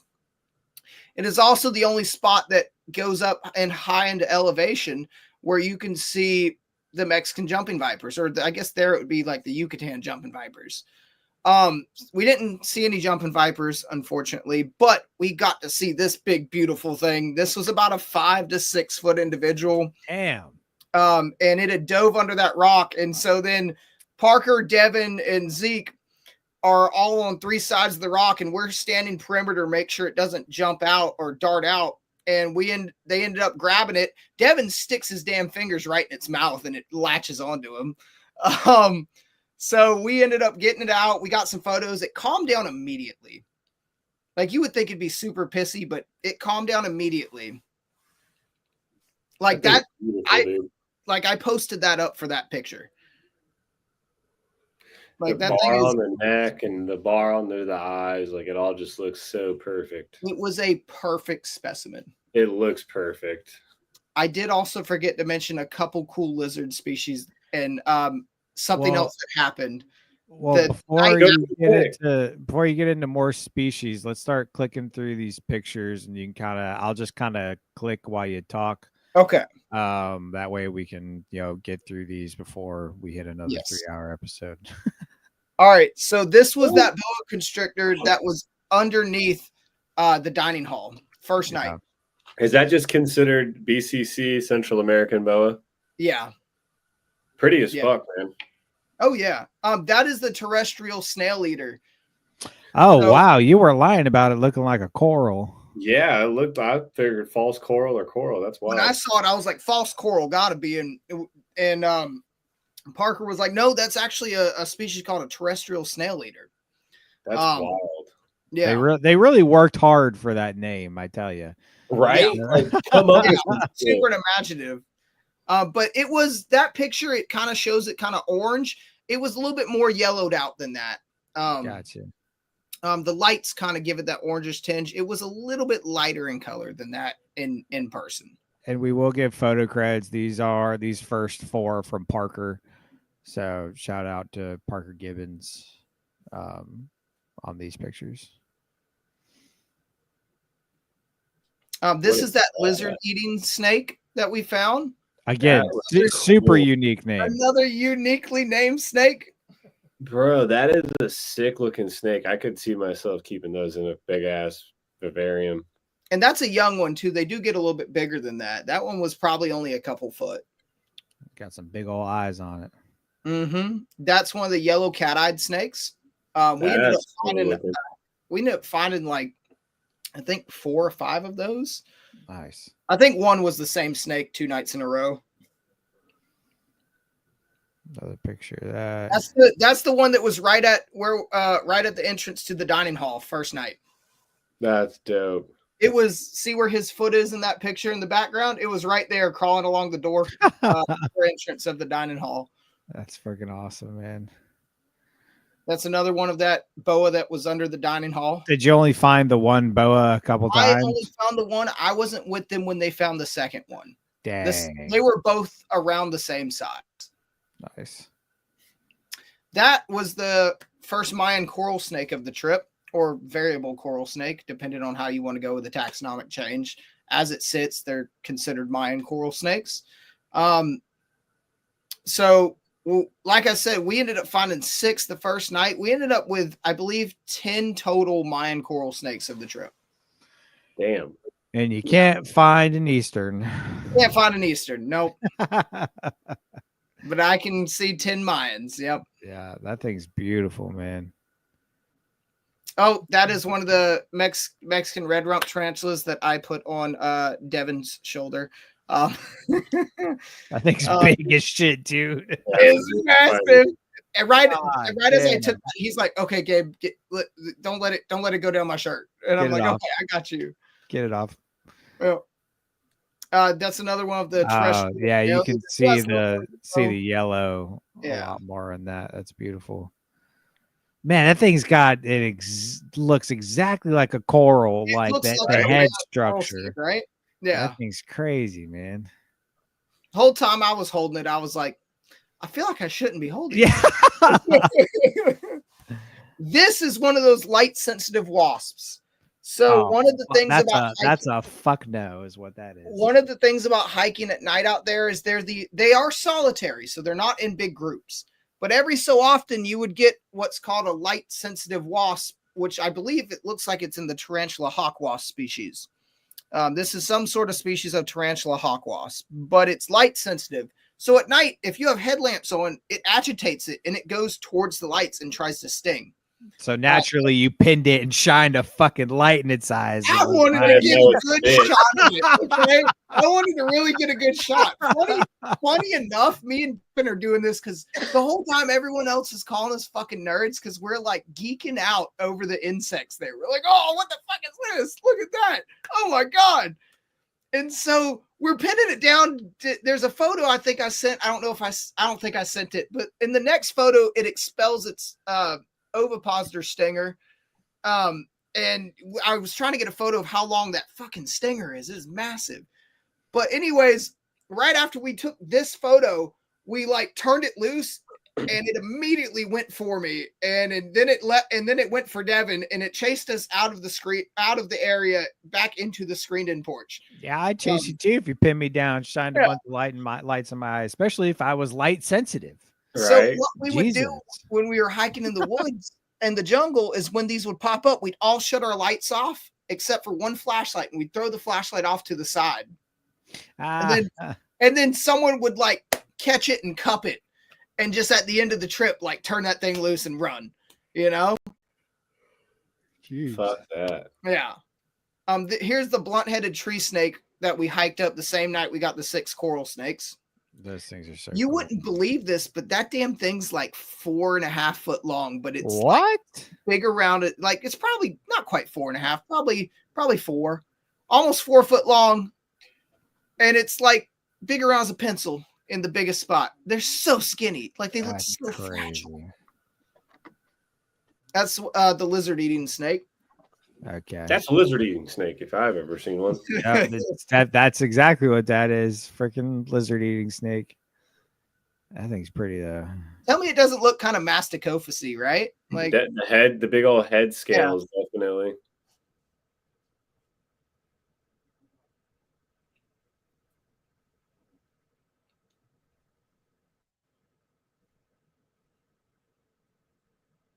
I think Jake's frozen. Yeah, he's frozen. Yeah, he is. There he is. Sorry, hey. I'm glitching out over here. That's another one of the lizard eating snake. Yeah. Super cool species. Monstera. There's just Monstera growing everywhere out there, and I was like, man, like people pay like $200-300 for a plant this size. I'm like, that's silly. This shit's growing everywhere. That's silly. Oh, look how tiny. That's one of the little white lip mud turtles. It was in that little mud puddle track back there. That's Zeke in the background. He was one of the guys with us who works as a biologist and specializes in fairy shrimp. He's a fish guy. Jeez. It was cool. We had a really diverse group, man. It was great. That is a valiant frog. Nah, that's a leopard frog. No, there is a leopard frog pick coming up. That's really? A valiant frog. That is technically, so that's the crocodile that we saw.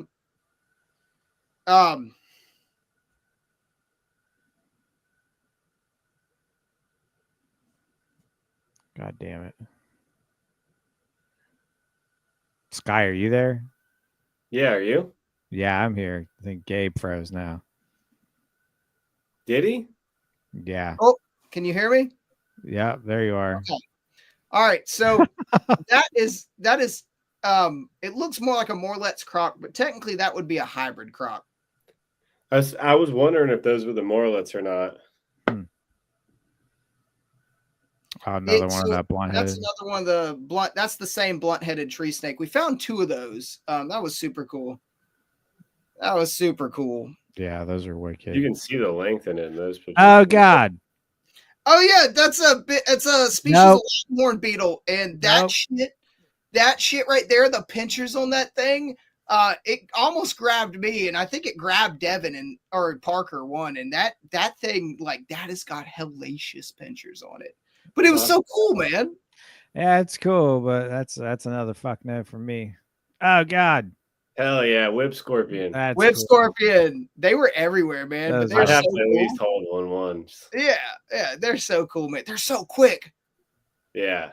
That is that Tantilla that we found. So Devin actually spotted that Tantilla. Super cool. The only Tantilla that we found on the trip. You can tell with that head structure, man. That is so clearly a Tantilla.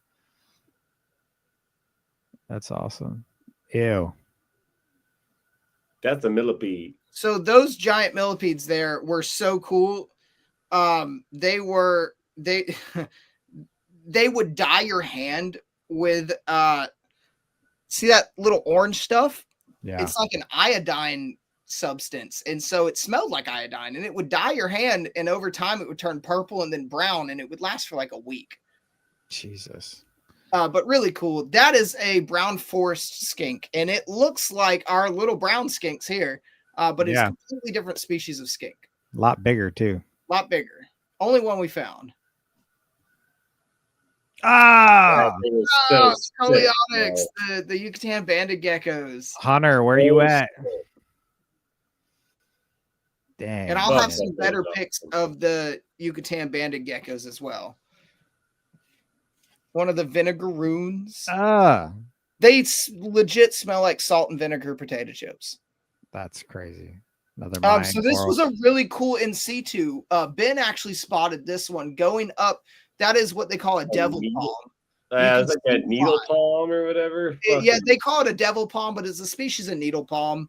It looks like Devil's walking stick on freaking steroids. Right. Dude. Jesus. That was really the only that and your invasive European stinging nettle and poison trees were really the only 3 trees you had to watch out for. And there was another species of tree they called like the ant tree, and it was a symbiotic relationship between a tree and fire ants where they lived in and on the tree. So other than those, like, you were fine. Jeez. But Ben spotted this coral snake climbing up this palm, which was super cool because, I mean, that's a mostly fossorial species. Yeah, and that's climbing up this palm. And to be just climbing up the needles. Yeah, super cool. That is a large species of isopod that was there. I still don't know what species, but some big ass species of isopod.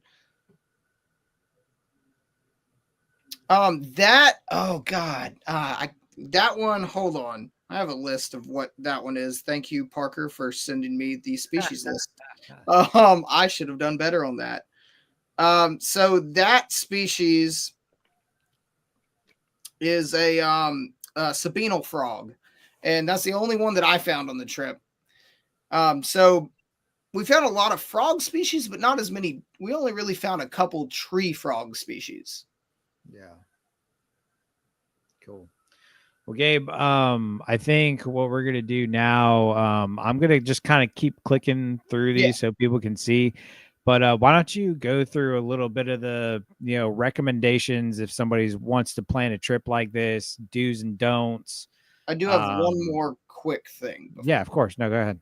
I did forget to mention the night that always watch where you step in the jungle. Let me start. Yeah. No, go ahead and keep talking. I'm just going to kind of scroll. You don't have to commentate. So one night, me and Devin were hiking up a trail, and we ended up finding a Hernandez helmeted basilisk juvenile, right? And we're photographing it. We're like, oh shit, yeah, this is a rare basilisk for this area. And that's the brown basilisk. Gotcha. And so we're looking at it, we're photographing it, we turn it loose, we're walking back, and I'm shining at this Coleonyx gecko to the left. And about the time I stopped and I felt something hit my boot and go over my boot. And I shine the light back and I hear Devin say, stop. And he shines the light to the other side of me where that Coleonyx gecko was. And a fucking fertilance had slithered over my boot, chasing this Coleonyx gecko, and was sitting this Coleonyx up there. And I just looked and I was like, and I looked at Devin and I said, that just went over my boot. He goes, yeah, I heard it go over your boot. And so, yeah, that was probably like the sketchiest shit. Could you imagine getting hit by a fertilance out there when you're in the middle of fucking nothing, bro? If you didn't die, you would have to get medevaced out. Like, you'd probably just die. That, yeah. And then if you didn't die, you're losing whatever fucking limb. Oh, yeah, the foot's gone. Yeah, foot, leg, yeah, foot gone. It's gone. Dick half gone. Fucking. Yeah, man. So that was a crazy night. Last night there, we ended up finding what's called a cask-headed basilisk. That was a really cool one too. Yeah, that's the Rio Grande leopard frog. Oh wow, they're big too. They're like, I mean, they're massive. They're like that big. They're like bullfrog size. That is a dead juvenile coral snake that was found on the road out there. We don't know what happened, but it was dead as a doornail. Huh. So we were able to get it in hand safely because it was dead. Right. Sounds and is the venom from on these coral snakes similar to the venom of our corals? I think ours might be more toxic, but it's still it's a coral snake. Yeah. It's still lapid. It's still pretty toxic. Yeah. Like if you got bit, like you'd want to get to a hospital. Right. For sure. So why don't you give us like tips, do's and don'ts, kind of anything just off the cuff that if somebody was wanting to plan this trip that you would recommend? Well, yeah.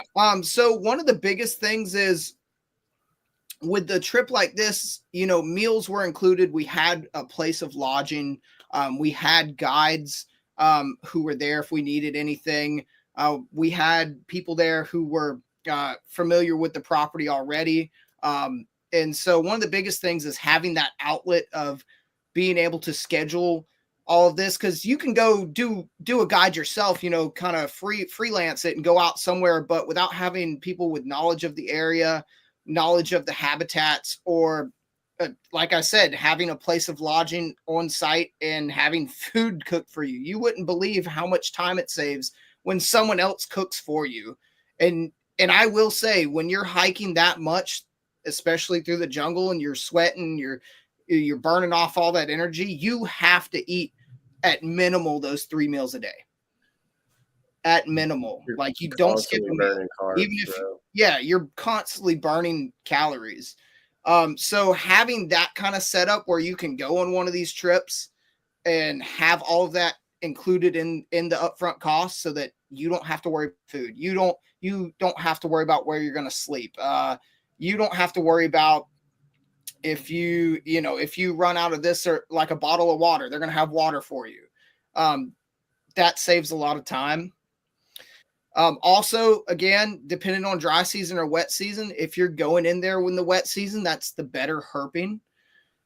Wet season, don't bring some muck boots. Don't get me wrong. They'll come in handy, but also wear quick drying clothes, quick drying shoes. Don't bring waterproof hiking boots to wear as your main shoes. Bring vented hiking boots that dry quickly. You don't want to get trench foot. Quick dry is a must. Long sleeve shirts, not so much for the bugs, but more so for like those spiky palms and stuff, and nettle, just when you got to go through some thicker stuff. Bring way more socks and underwear than you're expecting. You're going to sweat through a lot. Yeah. One of the things that saved me, and you're going to laugh at this, I kept that baby powder on deck. Okay. Like I was powdering up every day. I am not about to get swamp ass in the jungle. Gold bond, baby powder, some sort of water wicking, like drying powder, because you are going to get swamp ass otherwise. It's not fun when you're hiking 15 miles a day. Always bring stuff like Advil, Tylenol, Benadryl. A lot of stinging, biting insects in the jungle. They weren't bad. Don't get me wrong. They weren't bad. But if you're someone who is allergic, EpiPen, Benadryl, liquid Benadryl, topical Benadryl. We had some people get hit by the light sensitive wasp. We had some people get hit by scorpions. Luckily no one had really severe reactions, but just in case, right? Right. And it's also good in a place like this that's so remote. These guys don't get into town as much. They can't just run out and get supplies. So remember, like a lot of these guys are living on site for the most part. Bring an extra pair of socks. Bring an extra bottle of Benadryl, stuff that you can leave with the guys. Yeah. You don't have a chance to leave and go get a lot. Actually, I like that a lot. Actually, that would be a really good thing. Was that little snake flaring up, or did it have like a meal? It was no, it was kind of flaring up a little bit. And that is another one of those black striped snakes. Those things are pretty cool. Really cool. That is a yellow tree frog. Again, so creative with the names. Yeah. That's man. The boa in the garden. Yeah, that's a video. I want to see this. That's a dude, man. Yeah, that's me, Devin, and Ben looking at it, and that's a big snake. Yeah, like I said, that boa constrictor is probably 5-6 foot. God damn. Hell yeah. That would have been fun to catch. I was about to say, you didn't try and kiss it? Yeah, no. Actually, it was really chill. We picked it up. Like, didn't try to bite one time. It's a really cool stick insect we found. I don't know what species. That's a species of a knoll that I'm not sure what kind it is. Still trying to figure it out. They'll probably call it the orange dewlap knoll. Right. At this rate. I also will say, when we're out there in the jungle, like during the wet season like that, most of the time, a lot of the time, you're night hiking for most of the night. Bring batteries, bring extra headlamps, extra flashlights. Yeah. I would go through both of my rechargeable headlamps in a night and have to just rotate through every night. You will go through your headlamps quick, a lot quicker than you think. Most of these headlamps are only rated to last for about 4 hours. You know, if you get the top of the line, maybe 6 on a low setting. But you got to think you're out there from 6 o'clock when the sun starts going down until 3 a.m. in the morning most nights, if not all night. You're going to need multiple headlamps to rotate through. Bring a separate backpack so you can put your necessities for your hikes on property in that backpack. Because once you're on property like that, you don't need to carry 40, 50 pounds of weight with you everywhere. Just some necessity stuff. Your basic first aid stuff, extra water, Benadryl. I just want to say, this is the epitome of fashion right here. Very much. Yeah. Green shirt, blue shorts. Let's go, baby. Hey, man, that was literally right across from the ice cream shop. We ended up catching this spiny tail iguana. First hands-on one of the trip. One of the locals rides by us on a bicycle. He goes, "Hey, man, that one's no good to eat. You want the green one?" And I'm just like, "Oh, cool, man. Thanks." Like, that's crazy. Yeah. That's so funny, dude. Yeah, those are tough and mean. You want the green ones. You want the green ones, yeah. Yeah, that's it was awesome, cool, dude. Man. Well, it sounds like you had the trip of a freaking lifetime, man. Yeah, man. It was, I couldn't ask for a better trip. And I will say that these trips are looking like they are going to be probably a yearly thing now. I think Parker. I was just about to ask, when's the next time you're going back? So actually, if anyone wants to schedule a trip for next year, you could reach out to Parker. PWG Biocapture on Instagram. He's in charge of booking these herp trips. They should contact Parker directly, not directly. Yep. So he actually is the one in charge of. So since they're starting to do more herpetological surveys and studies out there, what these trips essentially are their way of having their own BioBlitz there with people who actually are interested and kind of know about the property or about the species that are going to be there, so they can record what they find and kind of help catalog and build the database there. And so about once for a week out the year, they're going to kind of start scheduling those trips once a year for people to sign up and go on. And I will say, like, they're, as far as going on a trip to Central or South America, like, it's pretty affordable comparatively to some places. Very good. You know, a lot of places are $5 to $10,000 to go on a 7-day trip in the jungle. This was, you know, half of that. Yeah. So, and not to say that it might not change depending on group size, you know, little less, little more. You know, remember, we had 9 people. Right. But yeah, reach out to him. If you guys want to check out the property we are at, they have a website. You can go learn about all the really cool different things that they do there, including growing the cacao beans, doing research on different species of birds or invertebrates, or in this case, reptiles and amphibians.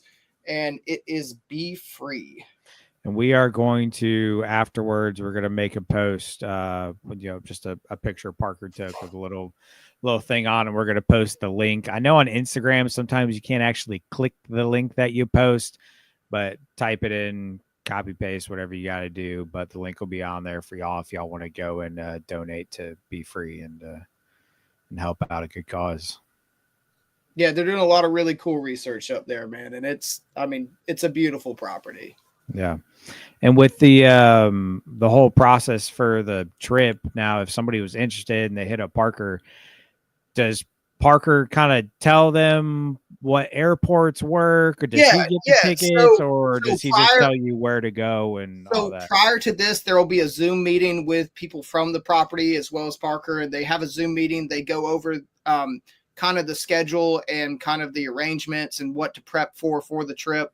And then prior to that, everyone group chats and Skypes each other or whatever, you know.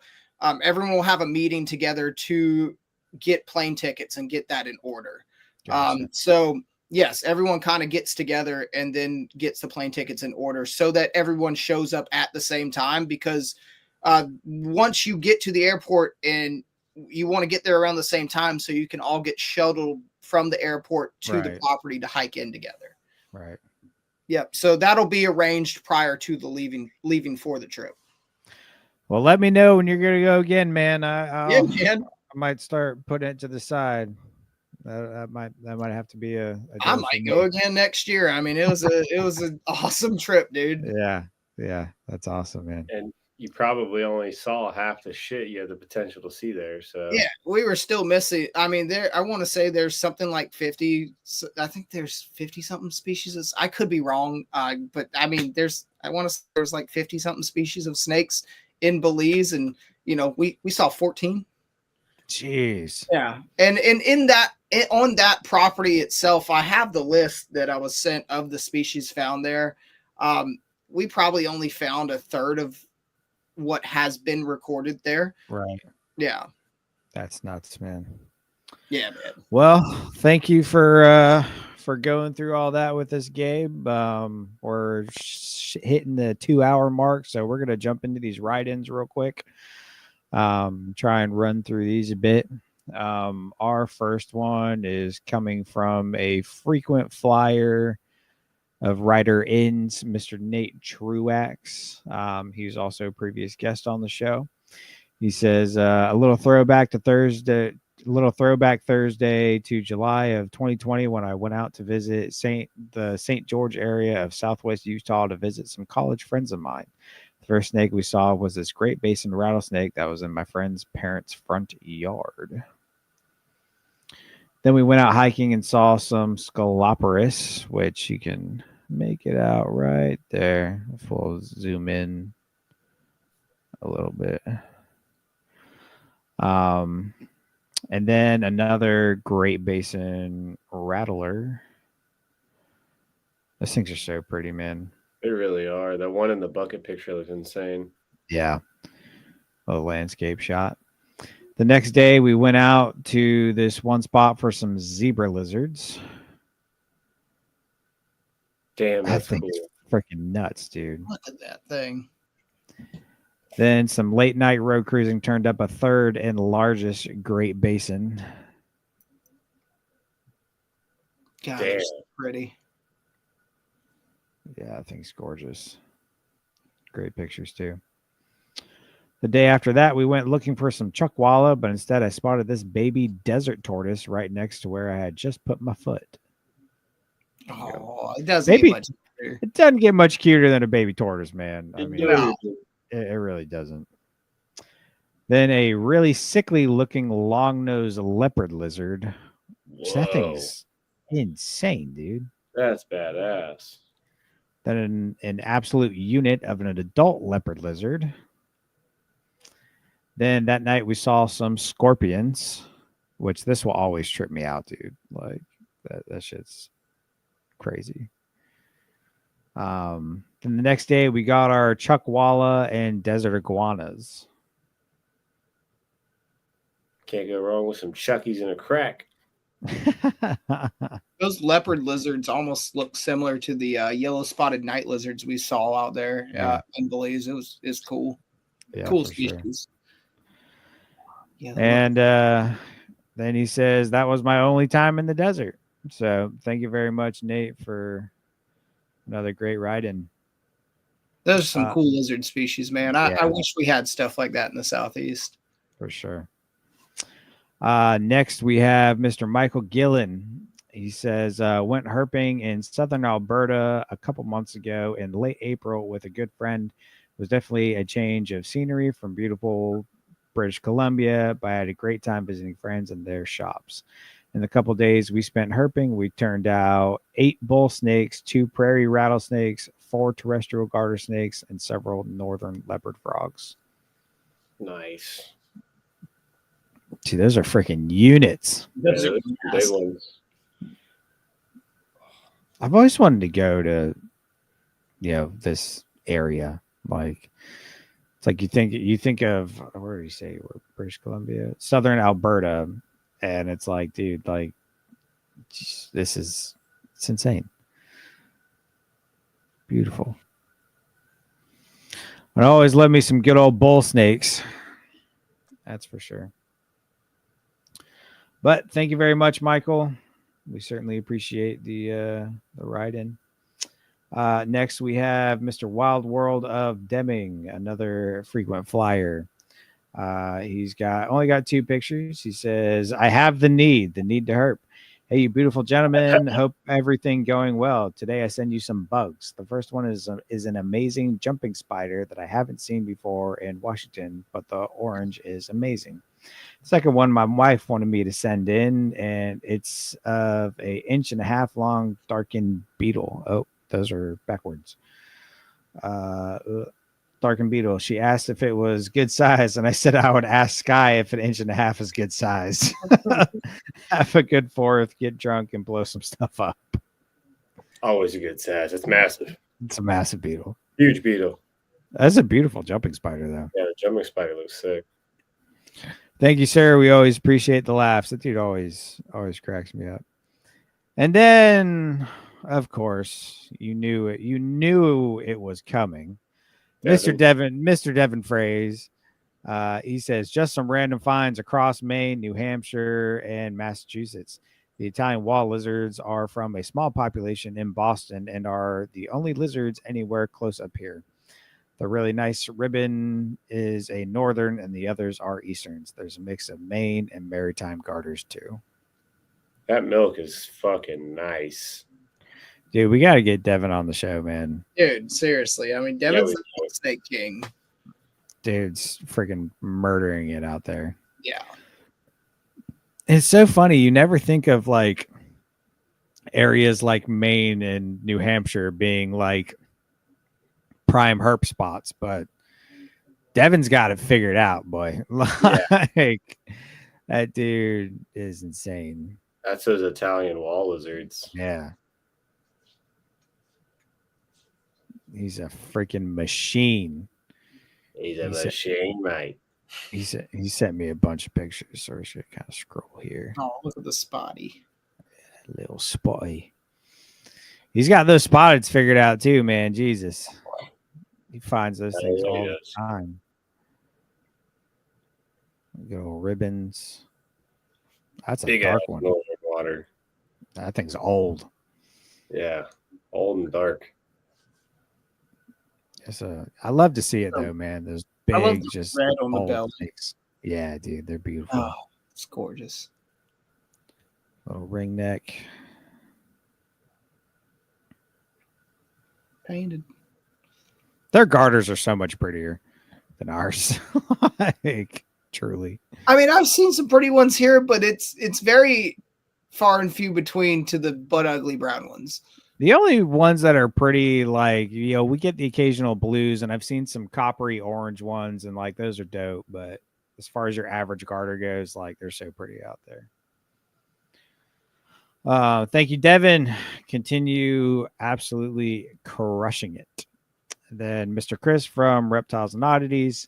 Not much going on finding native reptiles, but I did take in a 13-foot Burmese as a surrender. But only native I took a pic of is this little toad in my yard.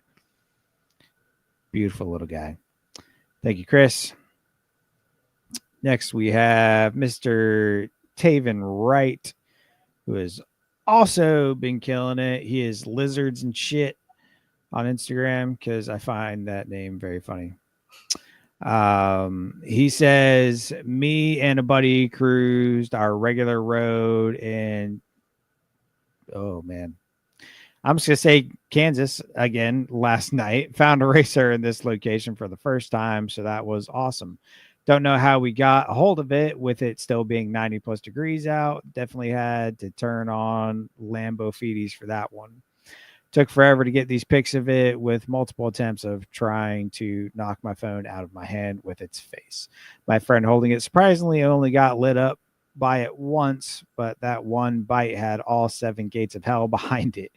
Then found the regular copperheads you're bound to find anytime on this road, almost to a point to where me and the homie look at each other like, you were trying to stop? But they can be super variable out here, so we always end up pulling over to check them out.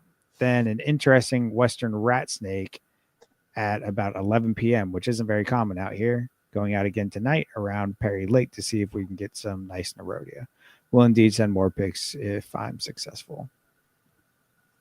I'm the same way with copperheads, man. Like, I'd stop for them every time just because I like to see the variants. Like, I moved 7 off the road the other night just because, like, I mean, I'm not going to let them get hit, but, like, yeah. I feel like every second or third one looked different. This one's really you never know when you're going to get that striped one either, too. Right, so right.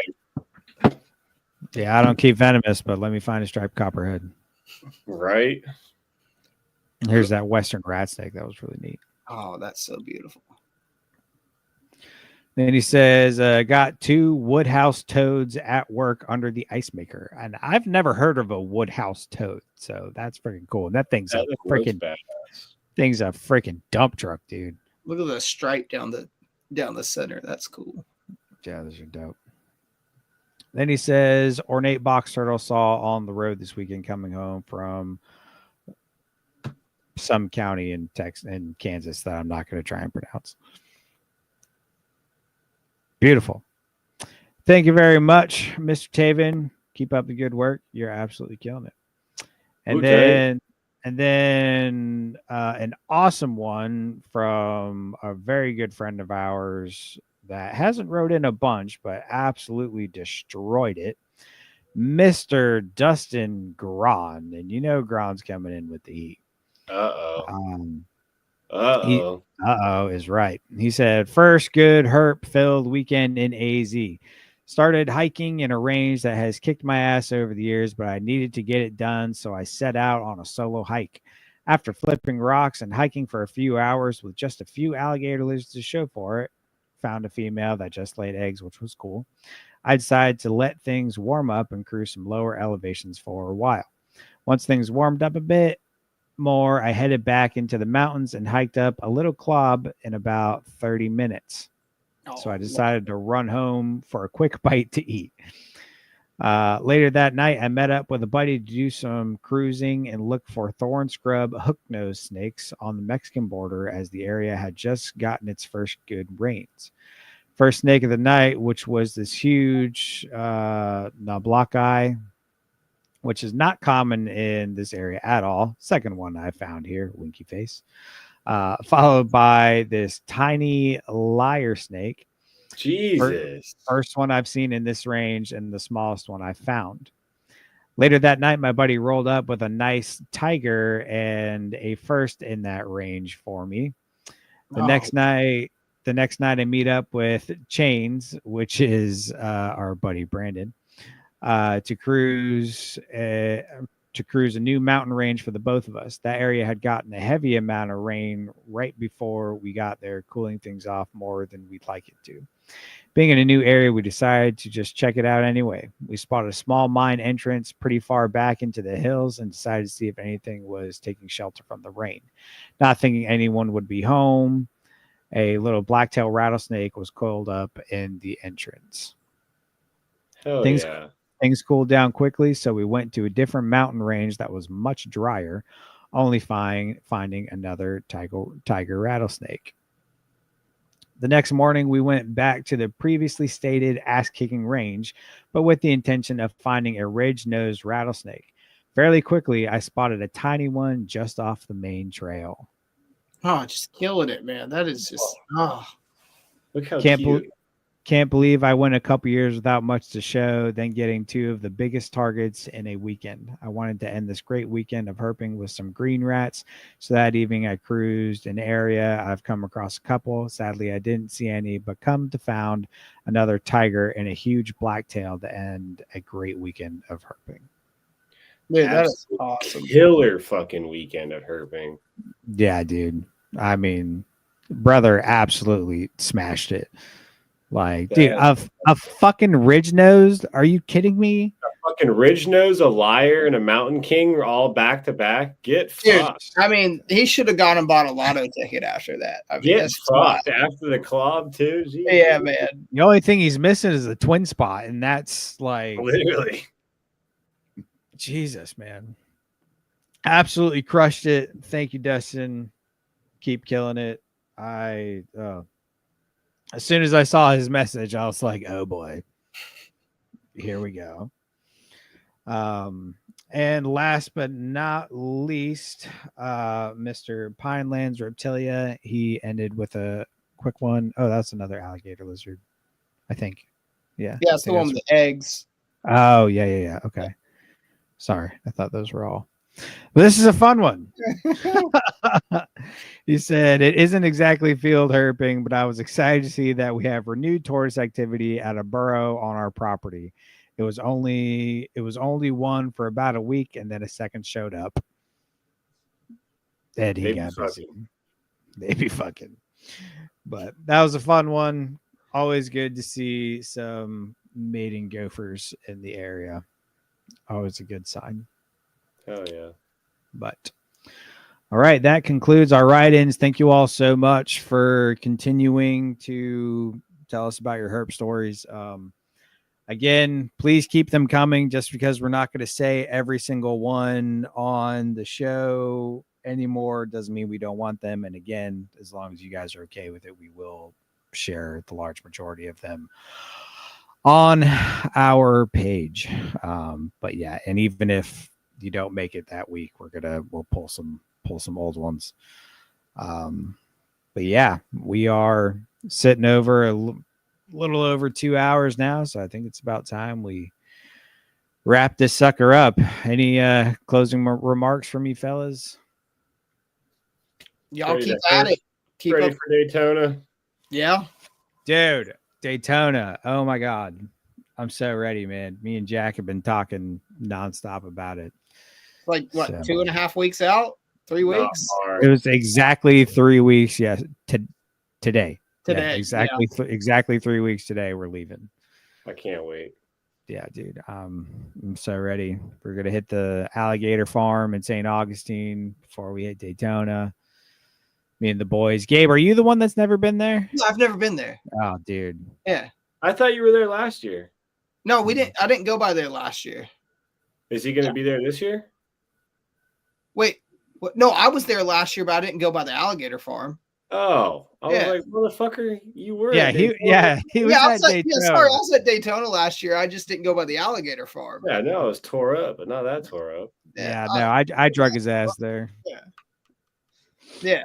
Oh yeah. It's gonna be great. The alligator farm's freaking nuts, man. You're gonna like it.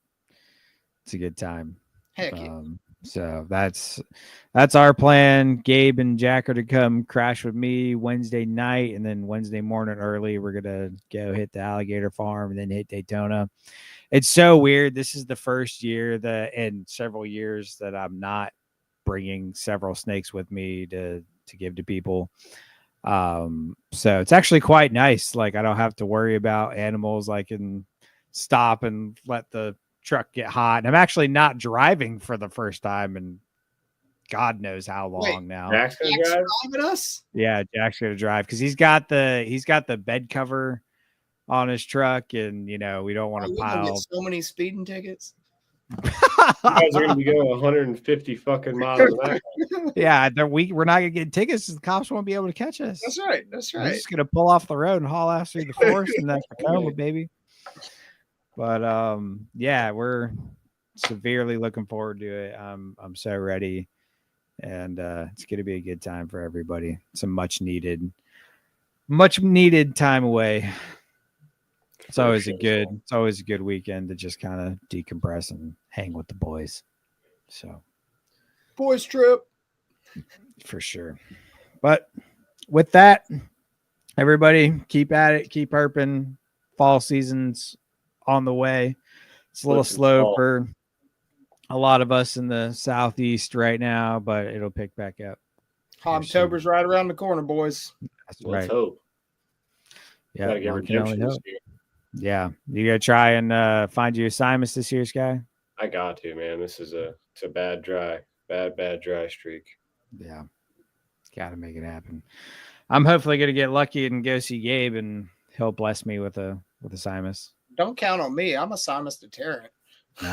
Well, maybe if I come out, we'll even it out. And maybe I don't know. It's the one species other than decays that just absolutely eludes.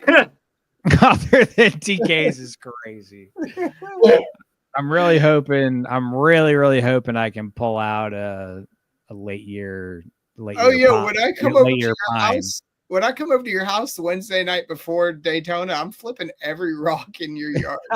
I have no rocks in my yard. I saw a couple small rocks by your little bullshit garden bed. I'm flipping buckets, trash.